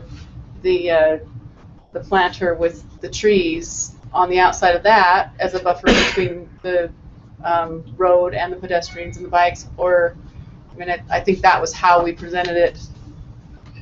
That was how we presented it to the neighborhood, or to these homeowners, these specific homeowners, and they were good with that because they could back out without having to worry about the bikes and the pedestrians and the cars. They had a way to back out without stopping traffic, and then there was a designated place for bikes and pedestrians on the other side of that. You get what I'm saying? Yeah, and that pedestrian pathway could be swapped to the other side. It's not, this is more or less showing a width for that to occur. The problem with the planter strip is the planter strip pretty much needs to stay there because of the utility poles. So it needs to stay on Adjacent to the road. Adjacent to the road? Yes. Yeah. Scroll up to this bottom. Which I think would be fine too, as Yeah. long as there's, Yeah, so, if we went with the 14-foot wide option, we could designate, a 4-foot pathway for pedestrians. I think you're probably right. Bicyclists likely aren't going to come off of the roadway, go up onto here and then back out onto the roadway. They'll likely stay right out on the roadway. Right. And then I'll probably keep pedestrians and bikes on the sidewalk if the planter is next to the lane. So if you have 9th East, then you have the sidewalk, shared path, then you have the planter, and then the road for the frontage road. That's what you're saying? No. There's not gonna be room, unfortunately, because of the power poles and utilities that are in the planter, to have the sidewalk next to 9th East. So we're. So can you scroll over to this side of so that's the second option is the wider is the wider option. And this person is standing in the opposite location of where you are explaining you would like that to be, which would be adjacent to the planter. So there would be a 4-foot section here adjacent to the planter strip, and then the 10-foot for the vehicles would be adjacent to the driveway. Okay, so the landscape median would be on the closest to the road. Yeah, Yes. they're Or not some median, type but of the a, landscape You know, a strip. raised curve or something to, you know, provide this bit more buffer for pedestrian. Mhm. Those are kind of details that Right. definitely. That was the way it was presented, was, so the landscaping, then the sidewalk, then the frontage road. Yes, right. And the one thing that the planner also allows to happen is a lot of these homes are a few feet above the roadway. And so the planner, by putting a little bit higher wall on the east side of the planter, we could elevate that driveway so that the grade up into the homes and the driveways would be, you know, just flat and at grade, so that there's a big steep access into the homes.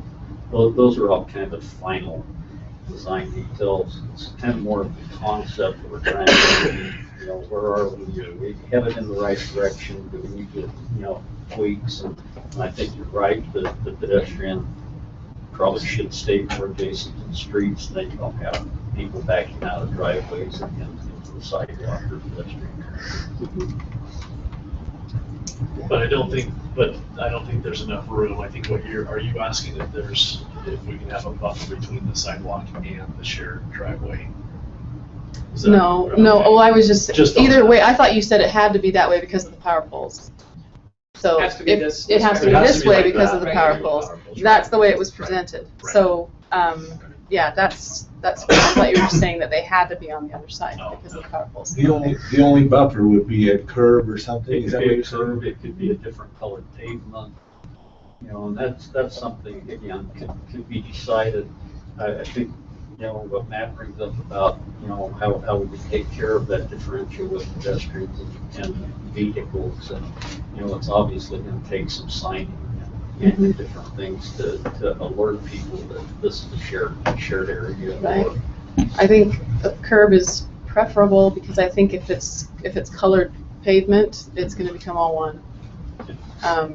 The only issue that I would raise with Being able to back that up. would be snow removal, and I think the city would be removing the snow.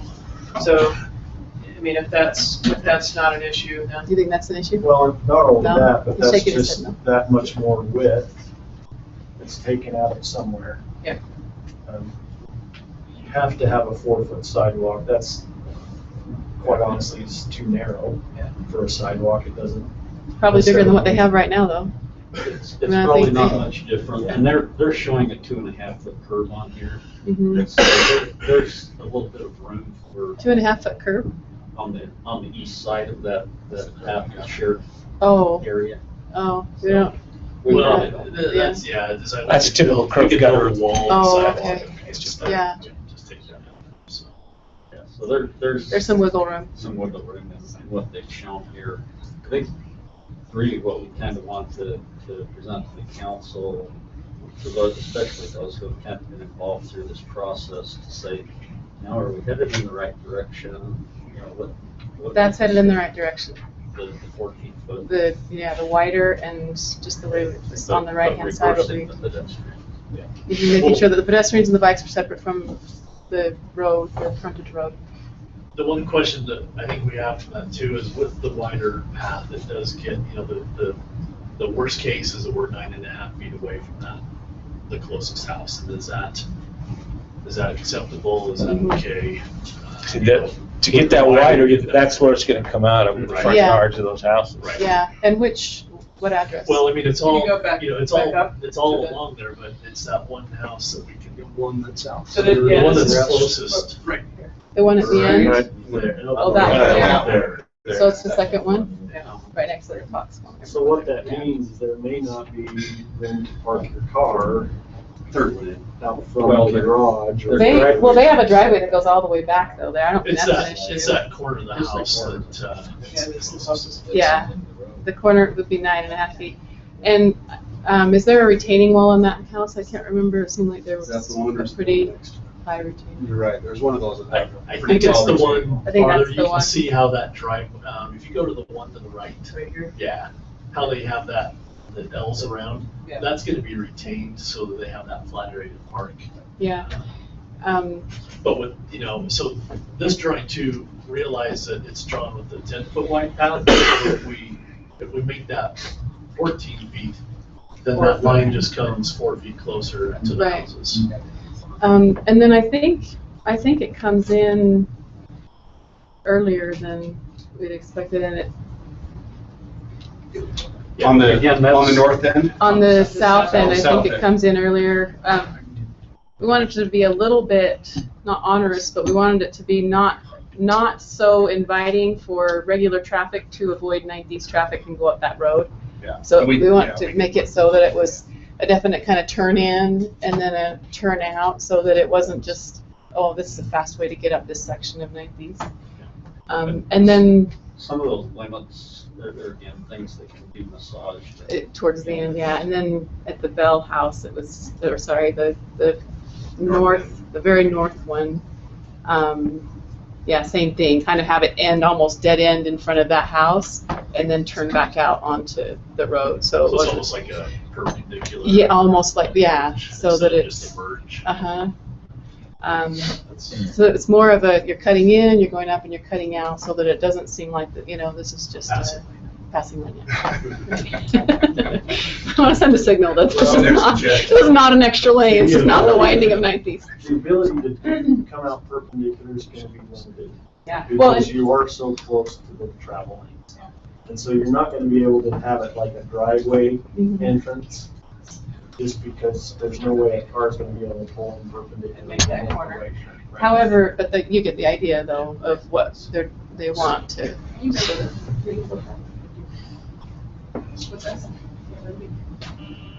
Yeah, and for like trucks, for UPS, and for those kinds of things, to be able to navigate in there, I'm sure. But those are all street standards, right?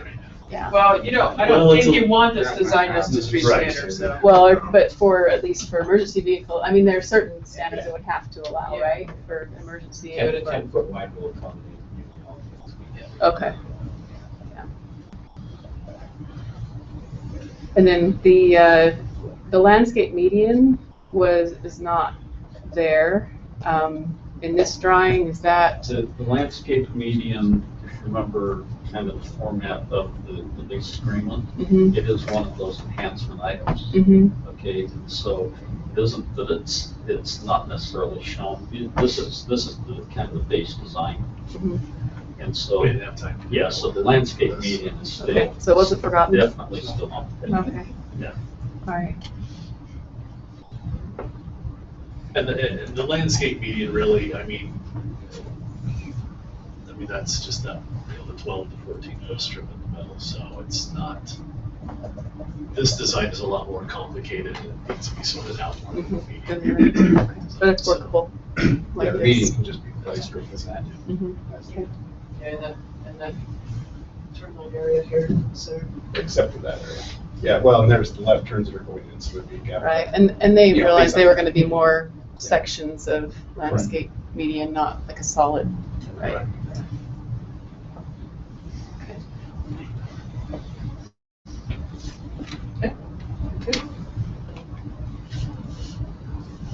And that's part of the baseline scope, this road.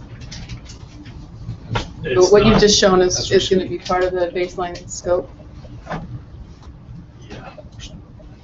Awesome. That's- Have you signed that, right? Well, no, this, in the lease agreement, in the environmental document, this is where, and we're still working some of these things out, and that's where in the lease agreement talks about the baseline and then the preferred enhancement. This stuff to 9th East was the preferred enhancement part that was included as Exhibit B. Mhm. However, because of that important, that's one thing that we're continuing to work on, that Lori's gonna all talk to you more about. Okay, yes was perfect. You stay with yes. There's some great I'm sorry, what was the question? It's included in our baseline. Yes. Okay, 700 North is I think the original 30% plans had shifted the improvements all to the south side. When we came on board, it was requested of us to look at centering those improvements, trying to maintain a consistent sidewalk width and planter strip. And we'd been able to do that with a 6-foot sidewalk on each side and then a 6-foot park strip where we can have a landscaped buffer and place the utility poles as well. So similar to that 9th East buffer where we would have to make accommodations for the power poles, but we would be able to plant that. The only areas where we have an issue with maintaining that buffer is at the station location, and I think we're able to do some landscape enhancements at the stations adjacent to the platforms that would kind of neutralize that area. But we're trying to keep that impact to a minimum on the property owners, so that station eats up a little bit of that buffer. There's the 700 North PDF. Sorry. So can I ask you, on that 700 North, all those poles, are they all going to be shifted? Or are you going to shift it to the north? Yes. They will need to be shifted between 5 and 6 feet. Go up 3 of them right to the north. And I guess we're going to basically use the wooden poles all the way up. So, yeah, and by doing that, it's actually a cheaper option than by intermittently moving some wooden poles. Because when you move one of those wooden poles out of that line, you end up needing to replace it with some steel poles, which are 4 to 5 times more expensive than one wooden pole. and that shift, that's going to be a heck of a job coordinating. That's a lot of power on that pole. Yeah, we've been working with Provo Power on that so that we are moving those in the location that they want it, and they're looking at it right now. Is that, well, that's pretty expensive to those guys too, having to deal with all this. It's all part of the project. Okay. By far, this is the single biggest utility conflict on the project, by far. Yeah, so maybe just keep it. I think there's a station just to the. Oh, maybe it's down in the next. It's in the bottom half. Yeah, the bottom half of the road.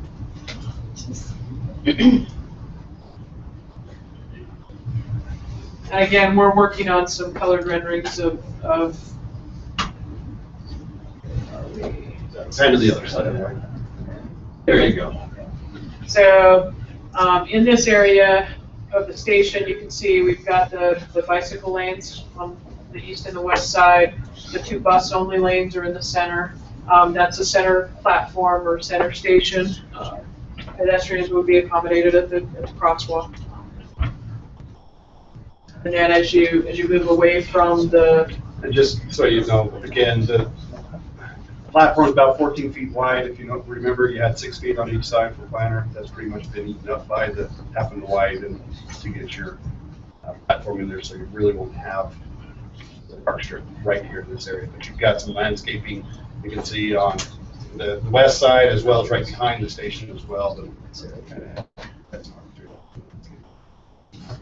And this location will be a signalized location. It's the only intersection between University Avenue and 700 East where left turns will be allowed along 700 North. The else will be right in and right out. And this allows us to keep it within the existing right of way as well. We may have some easements to do some construction building, but essentially all the improvements will be. How close does that 700 North go to the houses on the south? It won't get any closer than it currently is. The sidewalks, it's actually 2 feet of city property behind the sidewalks right now. This design incorporates that extra 2 feet. So it'll appear 2 feet closer, but it's still within the street right away. Okay. And gives us that additional 2 feet to the sidewalk, so we have a 6-foot sidewalk instead of a 4-foot sidewalk. Now I think the last, Question. oh, go ahead, yeah. How are we helping the pedestrian control? I mean, this is a real busy, I mean, you try to get across 7th North now, and you're taking your life in your hands. I do that about every Sunday 3 or 4 times. And so now if we got buses coming, we might have to worry about it on Sunday, but how are we going to help the pedestrians? Well, If there's not a light, There are lights. There are There'll be a signals. light at 200 east for pedestrian crossing and a light at 400 east. so there will be, okay. And every other intersection will still have pedestrian crossing signals. Dave, in your opinion, does this design naturally slow traffic too? Have a BRT? The lanes are only 11-foot lanes. Okay, and so, you know, it doesn't really encourage high-speed traffic down 700 North. It's, right now, we have fairly wide shoulders with the bike lanes that are there. But this won't have that same feel when it's done, but yet with the design, I believe, that's being proposed here with planner buffer between the travel lane, the bike lanes, and then the sidewalks, it'll have a nice feel to it that will be pedestrian friendly. I think we've seen community examples where you narrow lanes and you put this stuff on and it actually slows traffic. Another feature, especially at the station crossings, that's a pedestrian refuge. So it actually helps you get across in a safer way. And everywhere else will have, there's probably a lot of jaywalking that happens there as well, right? They don't cross the intersection. So there will be a center curve as well between the bus lanes.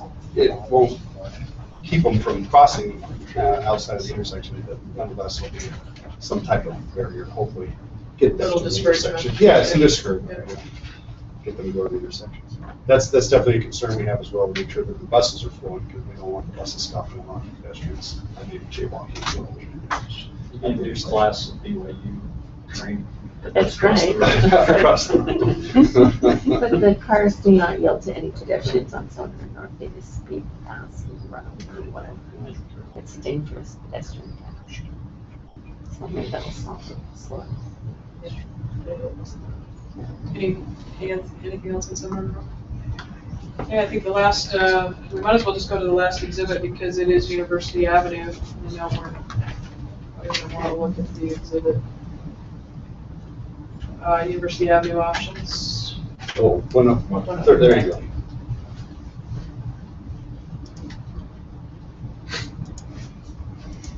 We might as well just keep going because we're getting this down. That's right. Okay, let's look at the plan view. Again, a lot of challenges on University Avenue accommodating multiple uses.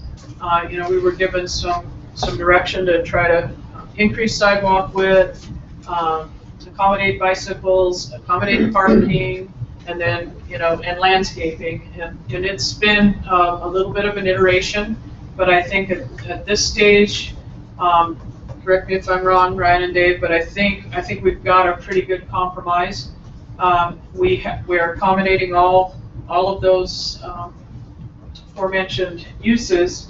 You can see the bicycle lane, and I have to give you know, a nod to John, because John's been working hard on the UDOT side to be able to use the shoulder that we were providing space for as a bicycle facility.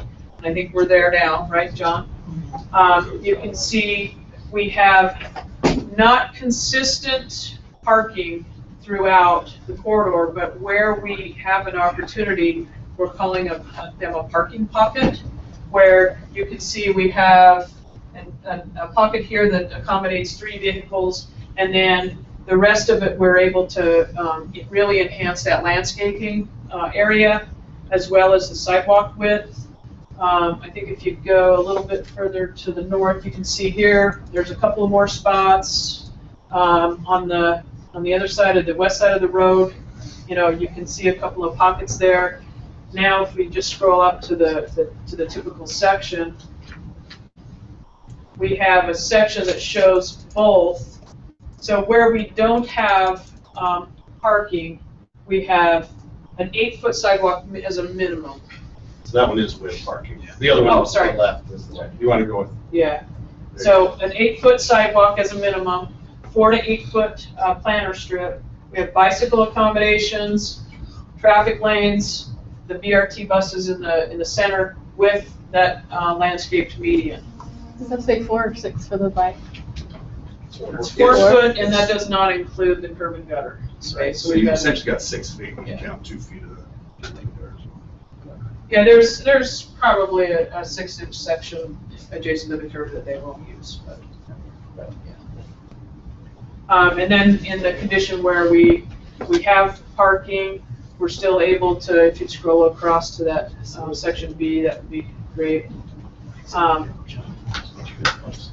You can see the parking takes up that space that was landscaping in the, so we're able to alternate the parking and the landscaping.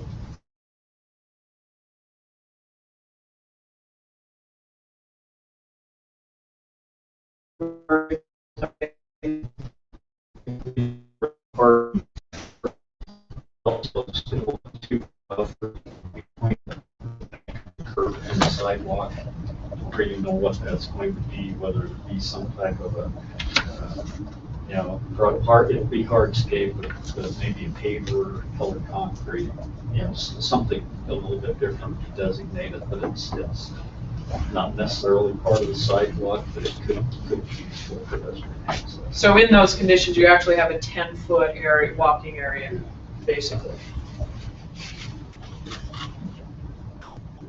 Any questions on University Avenue? And again, So this why all would- fits within the existing right of way, Yeah. which we have to because the buildings go up to the right of way. Why wouldn't you put landscaping in, or trees, or something in that Just section? the small area. Just so they wouldn't be able to grow. You have that small area, plus you need room for people to open doors right there next to the curb as well. After our experience yesterday, how is stormwater and drain all will be meshed into what we've got from the existing for 2 different lengths of the main street and it'll all just mesh in really well with Are you talking on University? Yeah, on University, because with the planters there and the sidewalks, I guess it's. There's currently a storm drain in University Right. Avenue, and so drainage will be designed to be able to be incorporated into that existing drain. We need a bigger storm drain on University Avenue or something. It was quite full yesterday. Change our design here for what?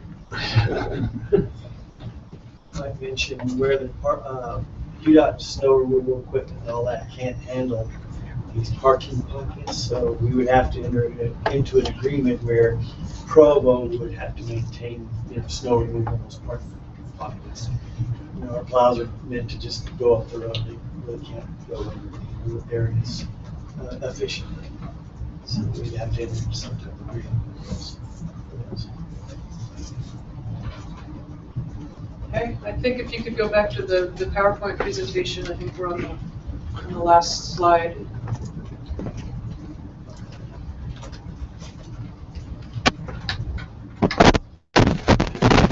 Turn it back to Greg. Any other questions design-wise, or where the team's at?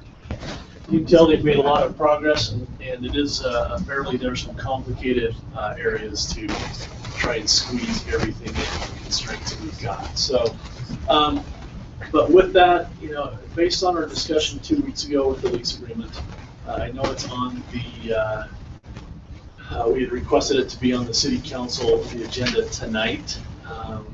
And Brian and our legal counsel have gone through a lot of the wordings that we had talked about 2 weeks ago, and I know there's some changes that were made at the end of last week.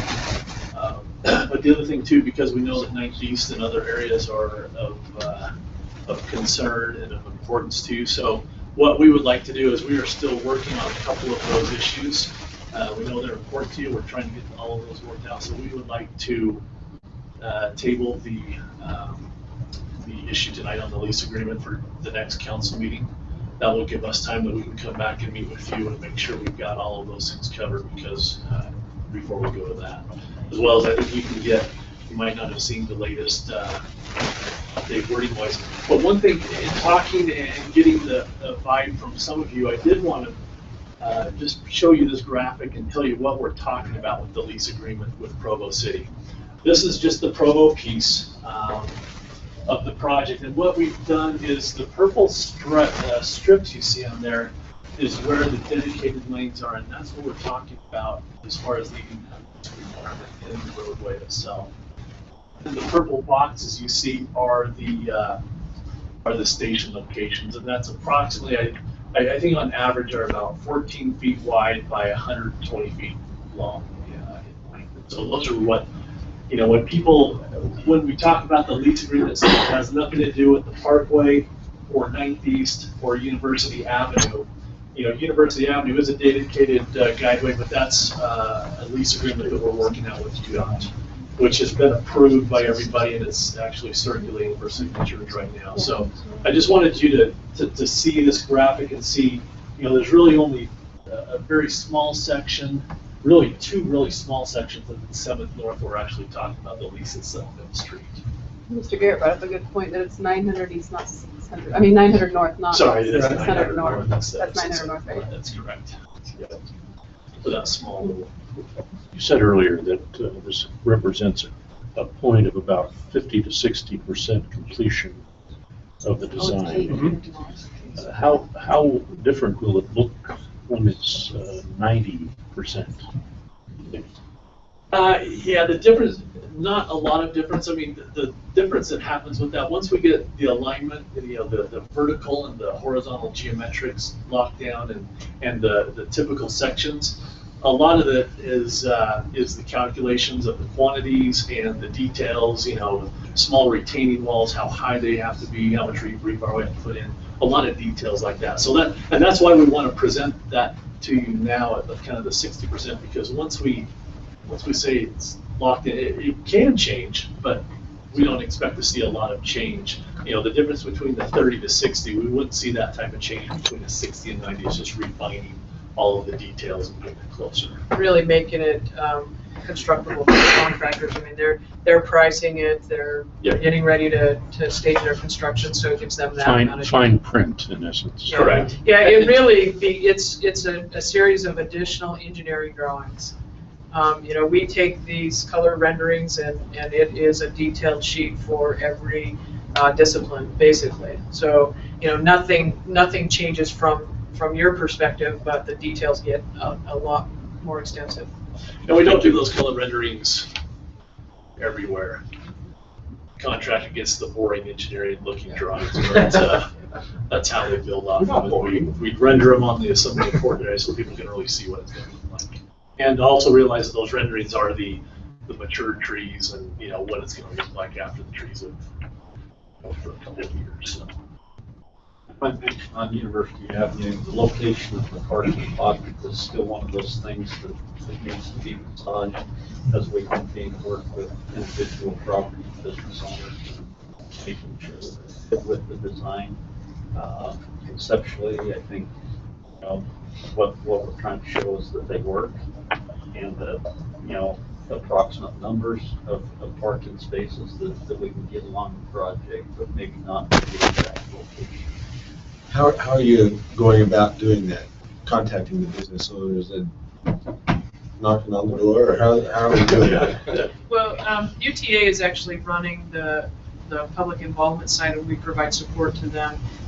We met with Bill Knowles, who is the business liaison on the project, and he has had a series of meetings for the last couple of years with the business owners, and he provided to us the feedback that he's received from the business owners on University Avenue, and we've taken an initial shot at it to give them something to respond to.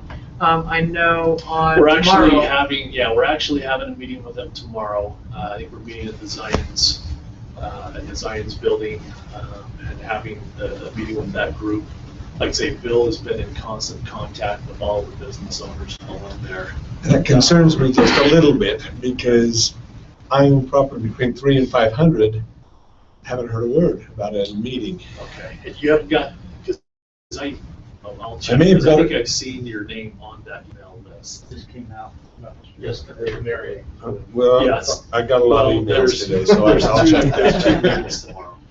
They didn't want to be redundant. They figure if you're on the Municipal Council. Yes, double. That's right. Yeah, there's a presentation we're making during a lunch meeting at the Lions Bay, and then there's the one at the Marriott. DPI is doing a Lincoln lunch tomorrow. Okay. That's right. Sorry, Sorry, we're up stakeholder meeting as well. And what we're doing with the stakeholder groups that we've had over the last couple of years that we've involved, we're going around and starting those meetings. Now that we've got designs that we can show off and get people's input and take what we heard at the 30% and show them what we've got at the 60%, we're making those, having those meetings over the next 2 weeks. So, and this is a question for Mr. Graves. I saw you shake your head yes when they said that there'd be an agreement between Provo for the shoveling of those pockets, those parking pockets. Does that present a problem for our city dollars at? No, we've agreed that to help provide that parking for the businesses would be something that the city would need to do. We haven't actually worked out the actual agreement yet, but we have agreed that we do. I've gotten, inquiries about, on-street parking versus, on dining areas outside of businesses. And I'm basically referring them to the city because we're feeling that that's a dialogue between people in the city to decide whether we want to have, the dining areas versus the on-street parking. So that into your court. So, any other questions or answer? Like I said, we will be in touch with you over these next couple of weeks to work out so the other meetings, so that when we have the next meeting, we can have that at least ready to go. Thank you very much, Greg. Okay. And thank you, Lori. We appreciate your presentations Yeah, thank today you. and your update and help. And we'll watch for a motion tonight then to move the item to our next council meeting, which will be 3 weeks from tonight, the first Wednesday in October. Tuesday? 3 Tuesdays. Yeah, October. 3 Tuesdays from tonight. Thank you. This is a good list. You got a good list, so that's good. Okay. We'll continue with Mr. Graves now and move to a discussion on 820 North, the corridor study. All right.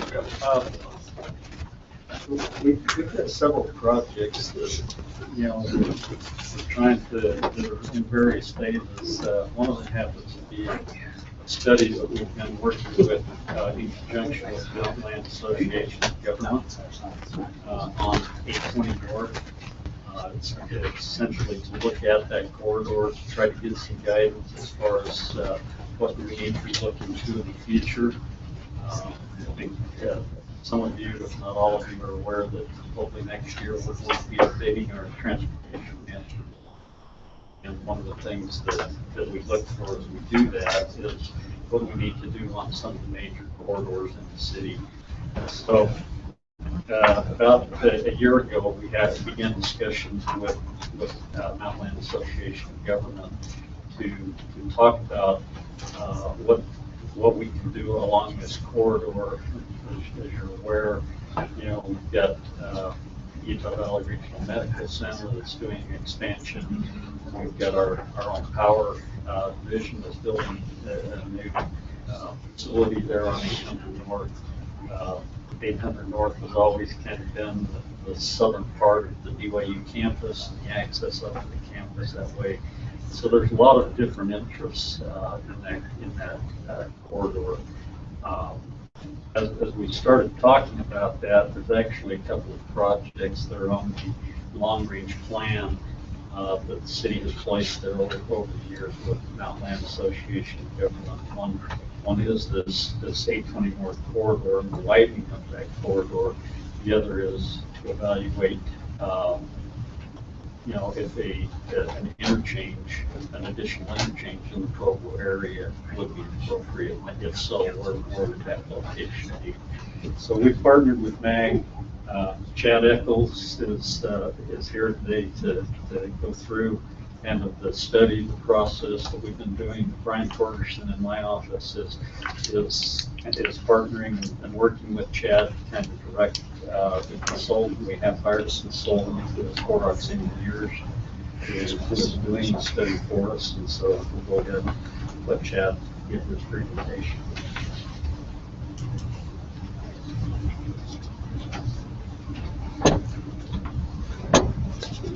It's good to see you again. I'm Chad Eccles with Mountain Land, and it's nice to be here on a new topic. As we get together, this is kind of fun for me. It should be there you go. This is what I'm here to do today is to introduce to you a new project study that is underway. And it's simply that, it's a planning study. And as you look at roads or corridors or projects, as you know, it takes a long time to develop those projects into something that we actually build and come to fruition.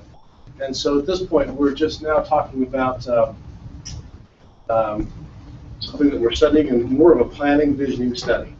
But the reason we're here is because we know that as we get out there in your community and we're going to be talking to some of your citizens and neighbors and friends, that they're going to come to you and they're going to want to have some questions, and we want to make sure that you're up to speed on what we're doing. And if you have any questions, to know to contact Brian or I. Brian and I are pretty much attached at the shoulder for the next 6 months or so, and he's a good guy to work with and has been fantastic to deal with the project. So I just want to introduce a little bit of the project, what the goals are, purpose, and need. It is changing already. You'll notice we have up here the logo is a Provo 820 North Interchange and Corridor Study. We're kind of concerned that we're emphasizing the interchange a little bit more than we need to up front. We're going to look at it as a corridor study, of which the interchange is a part of that study.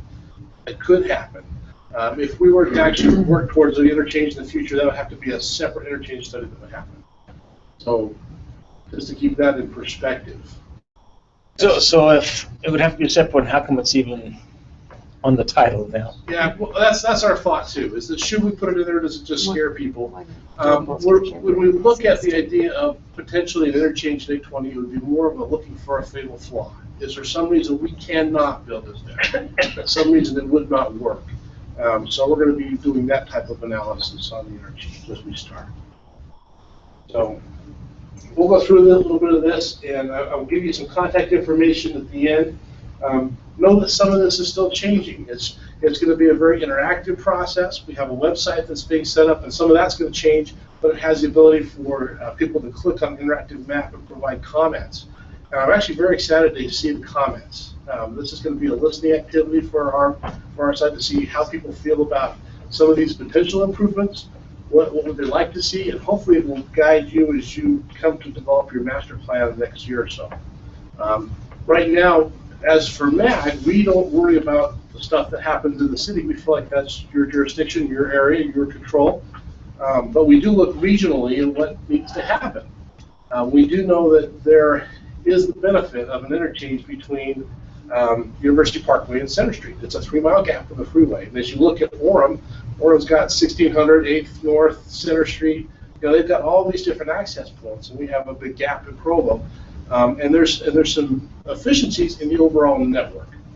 I don't think you're going to see I-15 failing because we have 820 North or not, but you will see some of your side streets impacted by that. So that's going to be the trade-off. As in terms of a network, does it make sense? So it will be a discussion we'll be having for years to come, a few years still out. Okay. All right, let's go to the next slide, please. Oh, I have control, don't I? I can do that. So we are going to, as I mentioned, the interchange has been studied before. We're sensitive to the feelings of what has happened before with interchanges in the Grandview area and some of those things that are there. We don't want to discuss that. Our focus is 820 as a corridor. So we're not going to be analyzing new interchanges up and down the whole I-15 corridor at this point. We're going to be focusing on 820 and is it feasible or not, and what happens in terms of land use and planning aspect. Okay. It is planning level study, concepts only. We're looking for fatal flaws.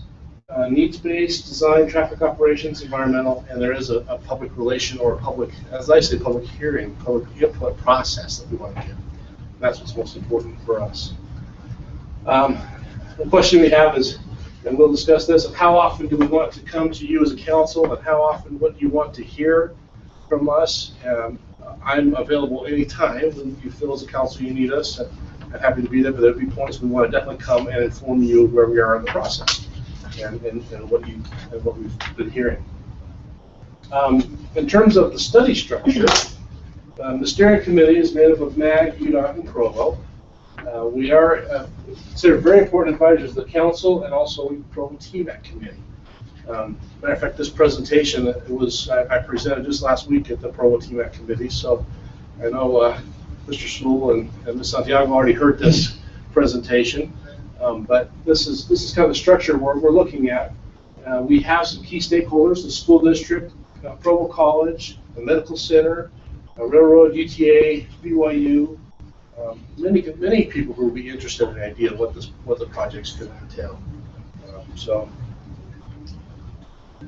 any questions on the structure or kind of what we're doing with that? No? Okay, good. So are you gonna go back to your question about how we want to be informed and how often? Yeah, I thought maybe I'd address that when we get to a timeline. There's a timeline thing we get to. So we looked at, there's some key areas when we look at the whole corridor. Really the scope of it goes from Lakeview Parkway out here all the way to 9th East. And we kind of see it as three separate parts. How do we connect to Lakeview? What happens here in terms of an interchange? And what happens on the corridor in terms of, does it need to be widened? What kind of design details can we put into the future? What's the capacity needs we have? So those are all things that will be part of the study. In terms of the need for it, we see population growth happening. We see a need for east-west travel corridor to be developed, hopefully. It's really the only one you have because I-15 is a barrier in many ways to our communities connecting the way we'd like to see that happen. Utah Valley Medical Center and BYU access. Access to amenities in Provo. Air quality and quality of life concerns and changing land use, especially downtown Provo, and traffic capacity in University Parkway, University Avenue, and Provo City. Those are going to be some of the guiding needs that we see. In terms of goals, objectives, we want to provide better connectivity, help with traffic congestion and flow. Consider another gateway from I-15 into Provo City and increase economic opportunities and provider quality benefits. And accommodate future population growth and give you different options for transportation. Just to show you this shows, this is a 2040 model, so in the future, it shows the red is congested, yellow is not, has some issues, but green is not congested. And so you kind of get an idea of some roads that are failing. Some of our major roads have failures in the future. University Parkway, Center Street, Geneva Road, University Avenue, and I-15 all have some significant failure problems. And I think as part of the need for driving this is to think of the idea of what happens if it takes us 20 minutes to get to the freeway on University Parkway if we're waiting in side streets. Sand Hill Road, for instance, is one of the congested corridors that you see coming up through here. It ends up being a real big issue trying to get to those locations. And this is just to show you, and I keep showing this because it's interesting, but I hesitate because I don't want to say we've done a lot of work on it or anything, and it doesn't show any quantities at all. But these are just things that are, the reds are things that increase traffic, and the blues are things that decrease traffic in the network overall. Now, keep in mind, this isn't quantity driven. It doesn't mean there's going to be a ton of cars on 8 and 20. It just means that there's an increase. And we'll measure how much they will be. They'll measure how much they will be. I dare disagree. Well, there will be more. I mean, there's no doubt. The development's all going to be the west. There's no way to get east and west from the west side. Center Street, which is very terrible now with the freeway, that made that terrible. And so 820 is all there is. Yeah. So I mean, to say put interchange is not going to be. I mean, the growth itself is going to increase the traffic without the interchange. It will. And the interchange will definitely add significantly more cars to it. However, if you plan the corridor in accordance with the demand that you see and the interchange being implemented, if that is the case, then you can end up with a corridor that functions better in terms of moving your traffic east-west than you have. So, but some of the other benefits in the network you might see are the Parkway, 9th East, Center Street, 5th West, State, Geneva Road benefits, a lot of other. And that's what I mean is that one area won't necessarily solve the problem, but it will help the entire network in terms of functioning.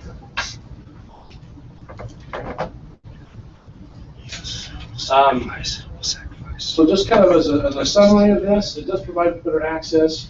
We will do much more measurement. We are just at the beginning. We are just, I don't even have data to give you. We're just at the beginning of this process, and we're reaching out and starting. So I want to have you in on the ground floor as we start. I want you to be there and understand what we're trying to do. If you have any questions, please give me a call. I'm happy to meet with any groups that want to meet, discuss this. I want to be a very interactive process. And this takes quite a while to get to anything serious, but it's just a planning effort right now that starts to lay the groundwork for what we could do in future years. In terms of the schedule, in the fall we're going to do a web launch, which is, the site is actually up. We are still modifying it, and some things, even the logo will change. But it's going to be out there, and then we will start to have a web push where we actually do a survey online. And this has been very effective in other areas the consultants have done in the past. They had one in Ogden Canyon I keep hearing about, where they had there were 100 properties affected, but they had comments from over 900 people. So it's a really great way to receive a lot of good input, and I think that's something we're hoping to do. So we'll have a survey that will come and a web update. And again, that question, how often would you like to be updated? I think as we reach phases, I think that's going to be important to be there, but if you'd like something more frequent than those phases, that would be good to know. And not that I need to hear a decision today, but just an idea that we'd like to have that discussion. If you'd like more than those phases of input or time where we can share where we're at the study, we'd be happy to do that. I think it's helpful that with TMAC, I know in one of the meetings they introduced Bulldog, a redesign of Bulldog, and that got out to the public and they were commenting on it, but it hadn't come to the council yet. And so I think it's helpful if it's coming to TMAC that it comes to the council too, just so council members are aware. And there's not a lot of conversation happening, and we haven't seen the presentation yet. So I think that would be helpful. Yeah, that's one of the challenges with all of these projects is it's trying to make sure that we're not trying to leave anyone out of that process. It's a matter of trying to hit all of those schedules, and we realize on Bulldog we got to get here.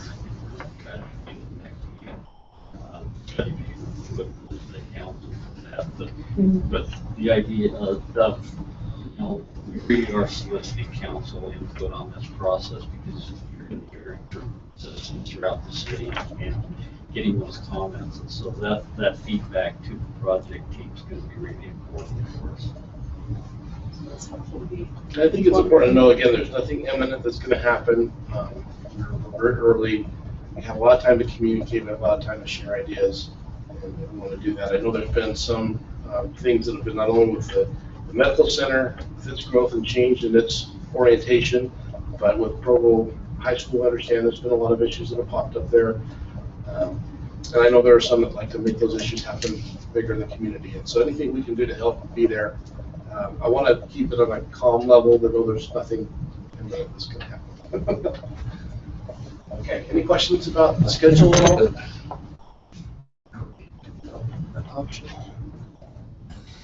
Okay. All right. In terms of public involvement, we do have a website that's up, and that's 820northprovo.com. It is up, went down over the weekend a little bit, but it's back up, and it's still going to change. Some of our guiding principles are also going to change a little bit as we get input and different things happening. So if you see something there, know that it's not set in stone. If anyone has comments they want to email in, they can email in to 820north at provo@horox.com. There's a hotline, and then we're going to have cross-link between Mag's website and I hope Provo's website, and anything we can do there to help with relations and coordination. But this is kind of the main access points we're hoping that people will use to get to us.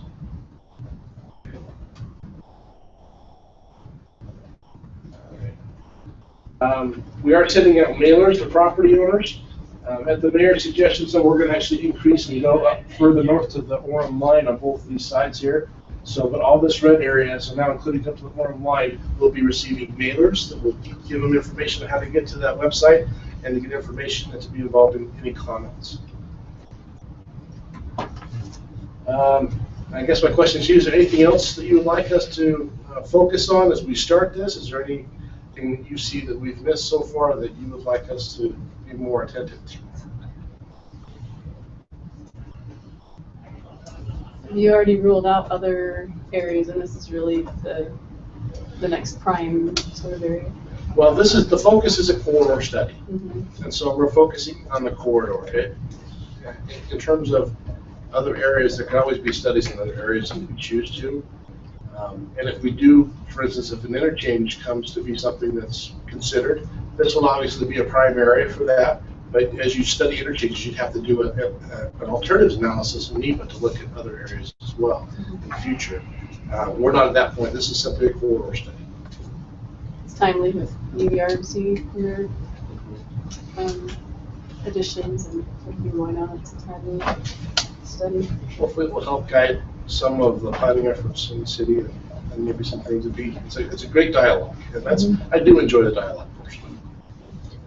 One thing is we move forward with our update of our transportation master plan next year.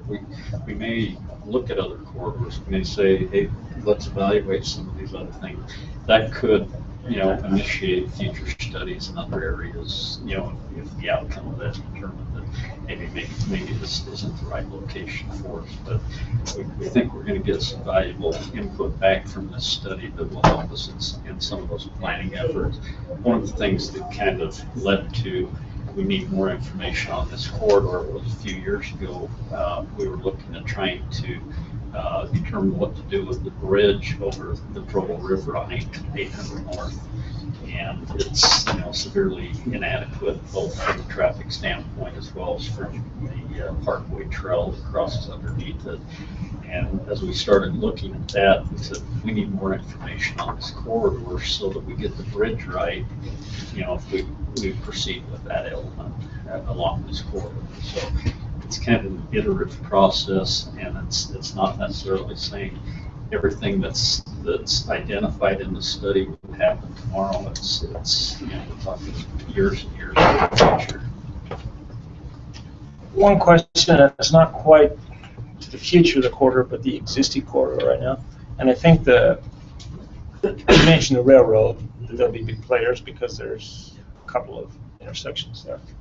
Right now in our existing corridor with the railroad, we've built sidewalks right down the railroad, then we just turn to weeds. So all the kids that are coming from the west side of town that walk to school are just taking their life and trying to get across those tracks without a sidewalk, without, we got to do something about that sooner than this. But that's going to have to be a big part of this, which obviously it will. But I don't know what we can do now, Dave. Well, and that's true. Part of the study, and I think all of you know, over the last several years, there's been a lot more push of let's look at all of the modes of transportation throughout the city: pedestrians, bicycles, vehicles, transit, all of these things. And in the past, that probably wasn't prioritized in that direction. Vehicles were definitely given priority, and some of these other things were maybe not even given much consideration.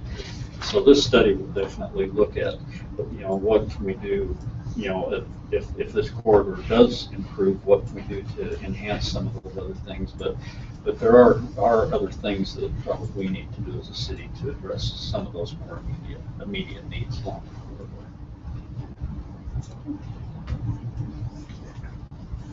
So say this all comes in and it ends up being the corridor that works out. Is this like a 20-year project? How far does it usually take to develop?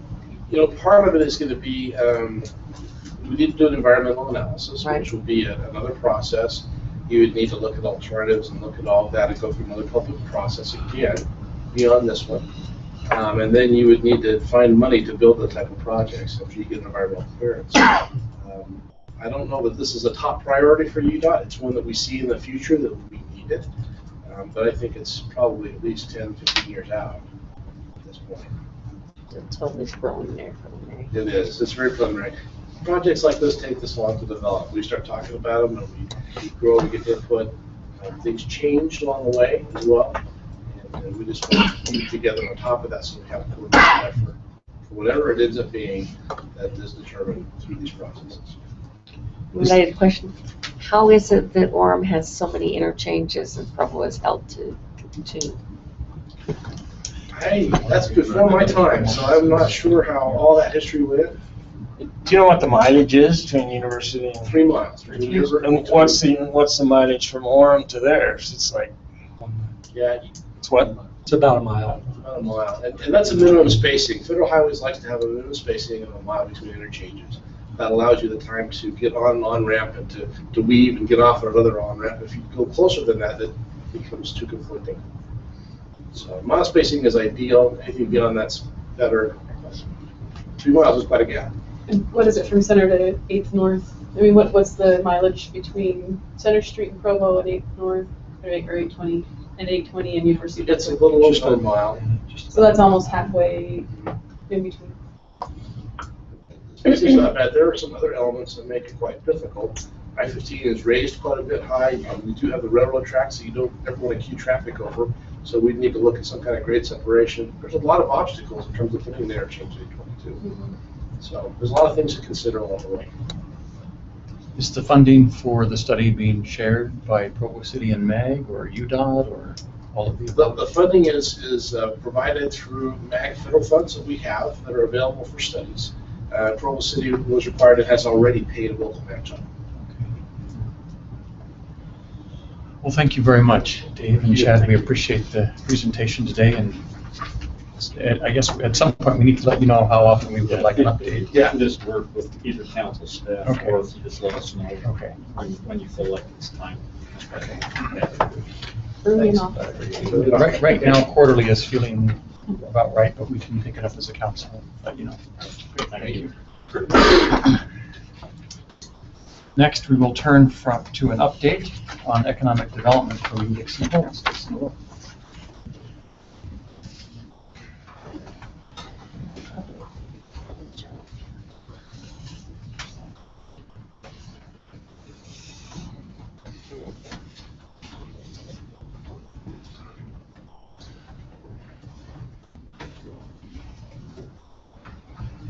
I'm not sure which one was on your calendar first, if it was the strategic plan or if it was. Yes, the strategic plan. Okay. Is it okay if I flip that? Is there anybody that causes a concern to us? Tom Taylor's here, and it probably should be fine because we are, the time, it's 3:35. So time is what it's been. Yeah. So. Okay, so back in the spring, council remember, our office came to the council requesting an appropriation for some dollars to help with a remodel of the existing startup building. And as you recall, we had indicated that several years earlier, the Taylors had made their building available for startup and early stage businesses on primarily the 3rd and 2nd floor.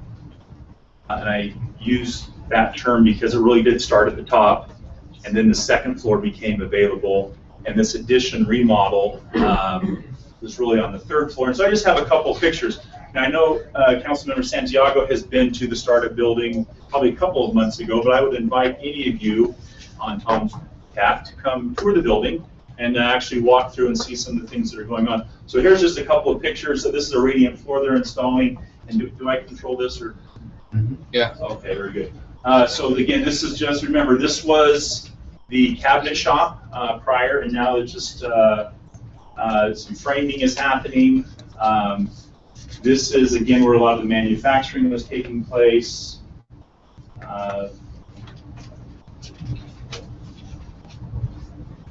Finishing floor. So one of the events that's happening on a regular basis in the event space is Startup Ignition. This is an effort by John Richards, who's using the building once or twice a week to work with young businesses that are wanting to enter into taking it out of their garage into a real business and not wanting to spend thousands of dollars in months doing it. And so if you're going to fail, fail fast, or fail forward and learn and move on so you can keep going. But this is one of the events that happens. And then this is the co-working space, and this is at like 8:30 in the morning. This crowd is not an 8:30 in the morning crowd, if you're familiar with them. And then just to the, this area down here, up and down, there's actually some offices there. This is where BYU Launchpad had there. This is an initiative by the Rollins Center for Entrepreneurship and Technology. They used the space as co-working space and flex space this last summer, and so that's where that was used. This will now be used, and now that school is back in session, for additional businesses that want the co-working space. So those are just some visuals. For those of you who don't know the younger crowd, maybe I'm the youngest one. That's a phone booth. So anyway, that's all that was. Just again, so the spaces under construction, as far as the additional office spaces, there were 8 office spaces that were going to be created. It used to be the manufacturing space. That was what the framing was. Right now, there are 12 businesses that have made application to be in that space. It's just not anybody first come, first served, that they want to vet the business to make sure that they're most likely, and because there is a waiting list, there is a bit of a process to go through, and Tom can answer those questions for you. So when it's coming along nicely, Tom, as far as the anticipated completion of that portion for those offices to become available? Probably a month. The upgrades were done in 3 phases, and the first 2 phases are done, signed off by the city. We had, in addition to the business things, we had our nice retail event there, the Beehive Bazaar, and that was really fun. And the people who rented it, the people who attended just really enjoyed it. So it was a nice community event. Yeah, so any of the council members maybe were aware of the Start Fest. I think we had sent invitations out, and I know a few of you attended those. They also had a Gigabit Hackathon, which was quite successfully attended. Google was one of the major sponsors of that. The main business that won was kind of, you're familiar with the Roomba. It's the little vacuum that kind of remotely goes throughout your room. Someone made one for a lawnmower, and they used power drills as the axle propellants for the back wheels. So that's what came out of that. And it's controlled by internet. Yes. Texting or chatting or something. Yes. Which is kind of So anyway, fascinating.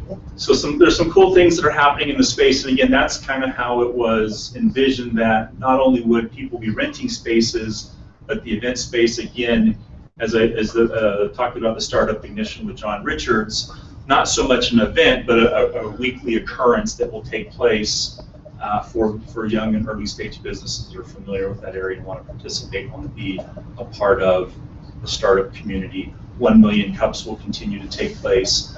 I know when Councilmember Santiago was there, talked with Dev Mountain, they continue to expand and offer additional coding classes for the general public. In fact, Dev Mountain, I know we talked about them in the past, they have leased or rented most of Carson Corner, which is just half a block up, and most of their students that are from out of state or international are staying in those facilities so they can have close by housing as a part of their tuition and as a part of participating in the coding campus.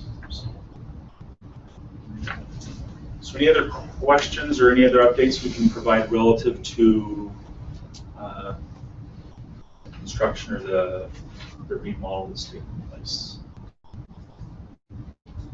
Okay, so I anticipate that we would be back maybe before the end of the year or the beginning of 2016 in January, just to give another update on.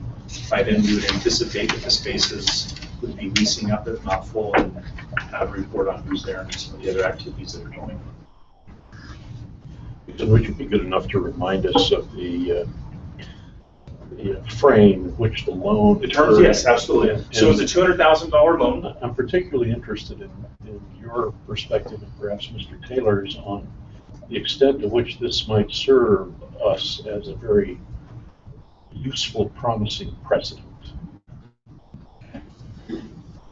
Some of that may be speculative, but yes, I'll have to do that. So the terms of the loan is a $200,000 loan. It's anticipated that, well, not anticipated, contractually, it's a $1,000 payment for 59 months with a balloon payment at the end. It was interest-free. And We have now dispersed about 3/4 of that. So there's one more disbursement of about $50,000 that would go out probably as a wrap up in the next, well, I guess whenever you request that draw.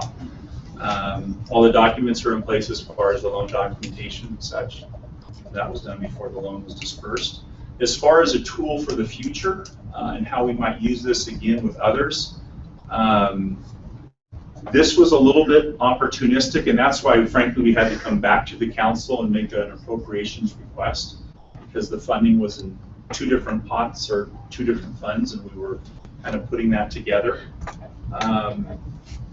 And then we had mentioned that there were others in the area, particularly at the former women's gym, BYU gym on 5th North and University Avenue. That's a group that was also interested in renovating a very cool old building and making that available. Their price tag was a lot higher. They didn't directly ask the city for participation, but they had hinted at it. We kind of hinted back that that wouldn't be possible based on the dollar amount that they were looking at.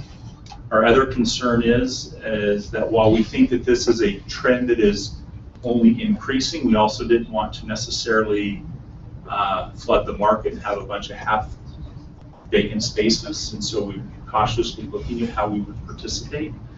But as a general note, the council had made a portion of this money available, again, as we had mentioned in the past, for renovations and remodels in the downtown, and we're still have a portion of that money. So again, as groups have come and talked to us, and there was one group that had come talk to us about a restaurant, and frankly, restaurants are problematic just because of their success rate or lack thereof. And so we've really held off on that. So we do still have a little bit of money that we can make available if someone else were to come in, and if it was the kind of the right type of a use. And Tom, if you want to maybe answer how this is facilitated what you're doing. Yeah. Without this funding, we would not have done this, and I think that it's really complementary to where that area is going. I hope that's where the area is going. It probably would have been 2 or 3 more years before we could put this on. So it's really accelerated our ability to change in that neighborhood with the startup crossing coming online. We've got the Provo studios there on the north side, and many of the people who are working in our building are now living in startup crossing. So it's a lot of things are happening right there. So it's really nice.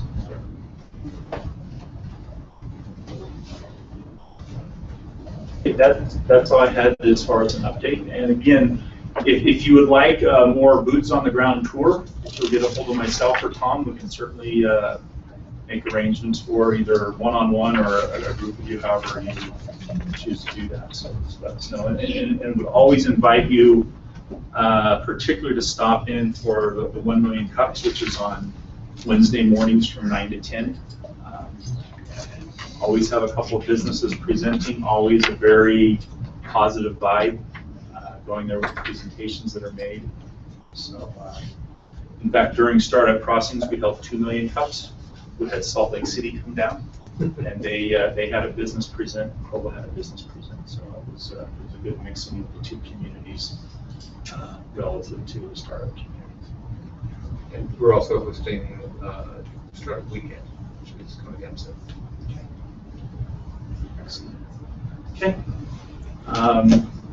The next item we want to give the council an update on is relative to our retail strategy and also our economic development, citywide economic development strategy.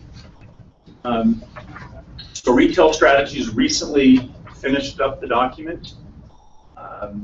If we haven't made that available to you as a final document, you can go ahead and get that to Matt or a link, and then you can go ahead and take a look at that. They're admittedly, pardon? Could you do that? Yes, absolutely. There were some delays on them wrapping up the project at a couple of staff members that were in transition, and that was a bit of a frustration to us.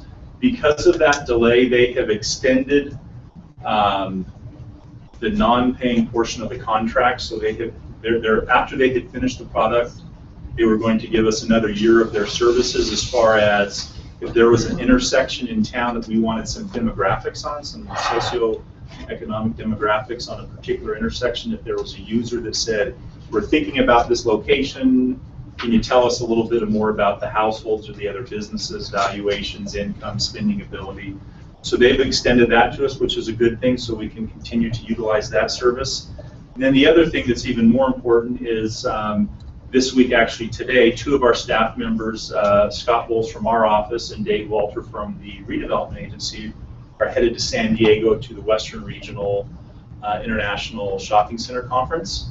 And they will be, this is similar to what we did in May this year, and they will be meeting with brokers, end users, and other developers, again, to pursue some retail development. Again, ironically, many of the people we're meeting with are from our very valley. It's like, can we meet here? And they're going to be there, and so that's where everybody's at. So Scott and Dave will be, they have quite a few appointments, and they'll also be doing a site visit to a entertainment venue in the Southern California area that is a possibility for a location here. So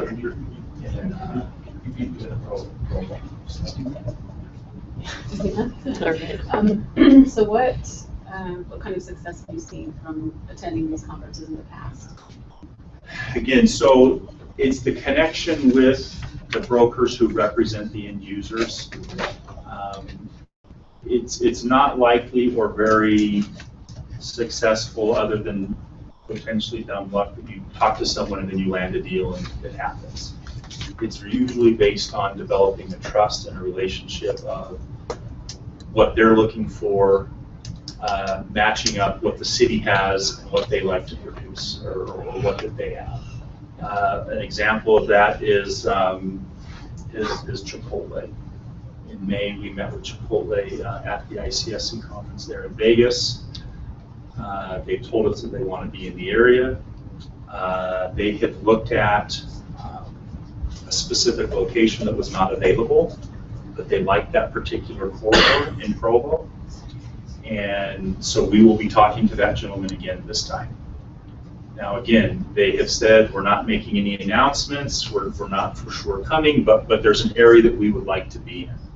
And so we continue to foster that relationship, and we're able to make a direct connection with that corporate person, not so much a commercial broker, but someone who actually worked with Chipotle. They also have other offerings that they try in other markets, and that's where we kind of push back a little bit and say, hey, could you consider maybe some of these other concepts? Again, that's not always met with success, but at least we have the opportunity to have the conversation, letting them know that we're willing. And again, because they're not here all the time, a lot of it's a matter of updating. Oh, by the way, did you know this property is now for sale, or it's changed hands, or there's a large development going across the street that might be of interest to you? And by putting a name and a face together, and because they're being hit up by so many other communities, by actually being there in person, we can continue to foster that relationship. We are anticipating, again, going to Las Vegas in May of 2016.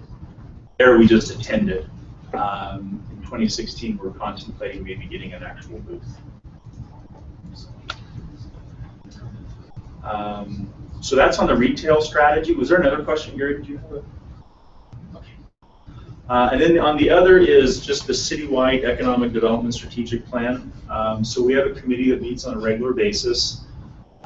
There's 3 efforts that we're working on right now, and that is, the first is to, obviously the startup community is very strong in Provo, and those tend to be service-oriented businesses, not so much the product, but very little of it is retail.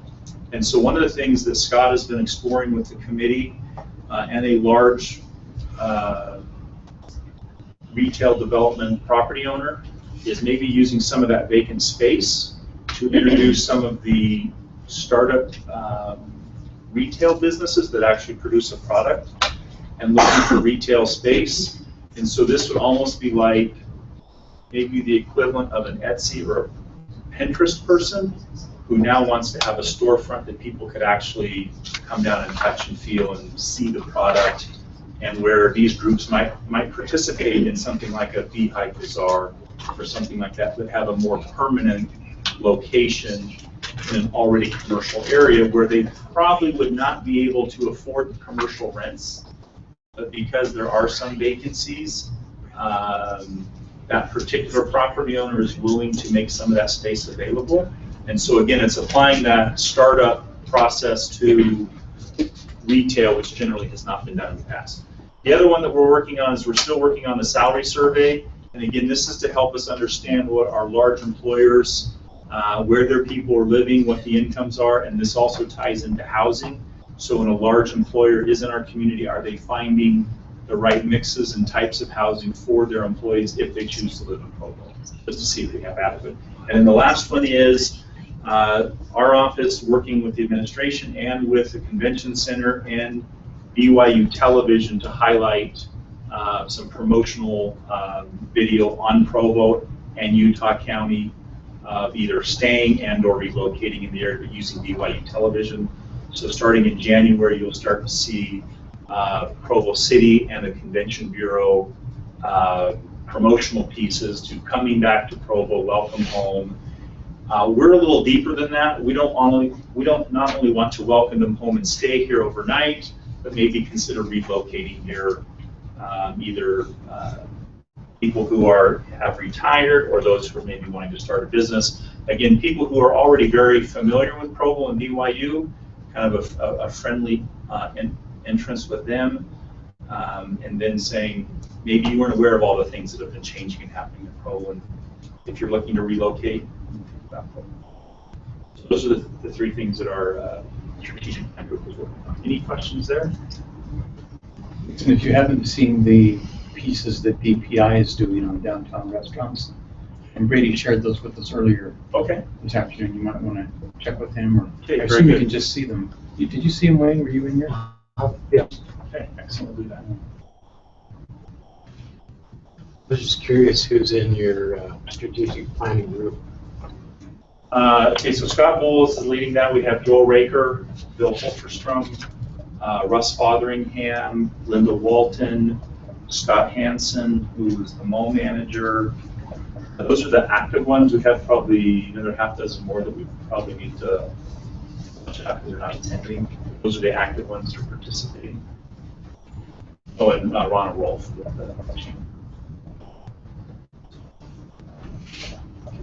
Anything else I can answer? Yes. How would you rate the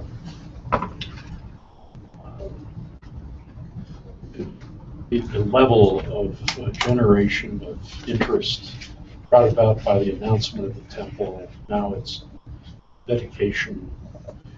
Is that on the wane? So the one fear I have is there's a lot of people banking on the temple to save their business in downtown. Not everybody, but there's quite a few that are. And I think the opening of the temple will definitely be very positive for a lot of businesses. For other businesses, it may not have much of an effect at all, and so that hope may be misplaced. But there's definitely an interest in development in downtown that's even stronger than it has been in the past. And there's a lot of projects that are, and Gary probably confirm this, or hopefully would confirm this, there's a lot of projects in the wings that are kind of waiting and seeing, and the success of one over another. I think 63 East, the residential behind apartments on East Center Street, is a good bellwether on how others will do. Again, the GIVE project just opened up on 2nd West and 6th South. Projects like that, I think people are watching those. Again, we've had, and because our downtown is so fluid in both good economies and bad businesses come and go, but I think there is an anticipation and expectation with the additional people coming into downtown, either with the open house for exposure and or just the continuing operations of the LDS Temple, that there will be certain businesses that will definitely do better than others, and maybe some businesses that heretofore have not done well or have not been here that may do well. And one of those, as you can imagine, is a reception center. While we have those in the downtown, we haven't had an abundance of wedding receptions. I think that's one particular that you will see. There may be others that come about from that. Thank you. Okay. Thank you, Dixon.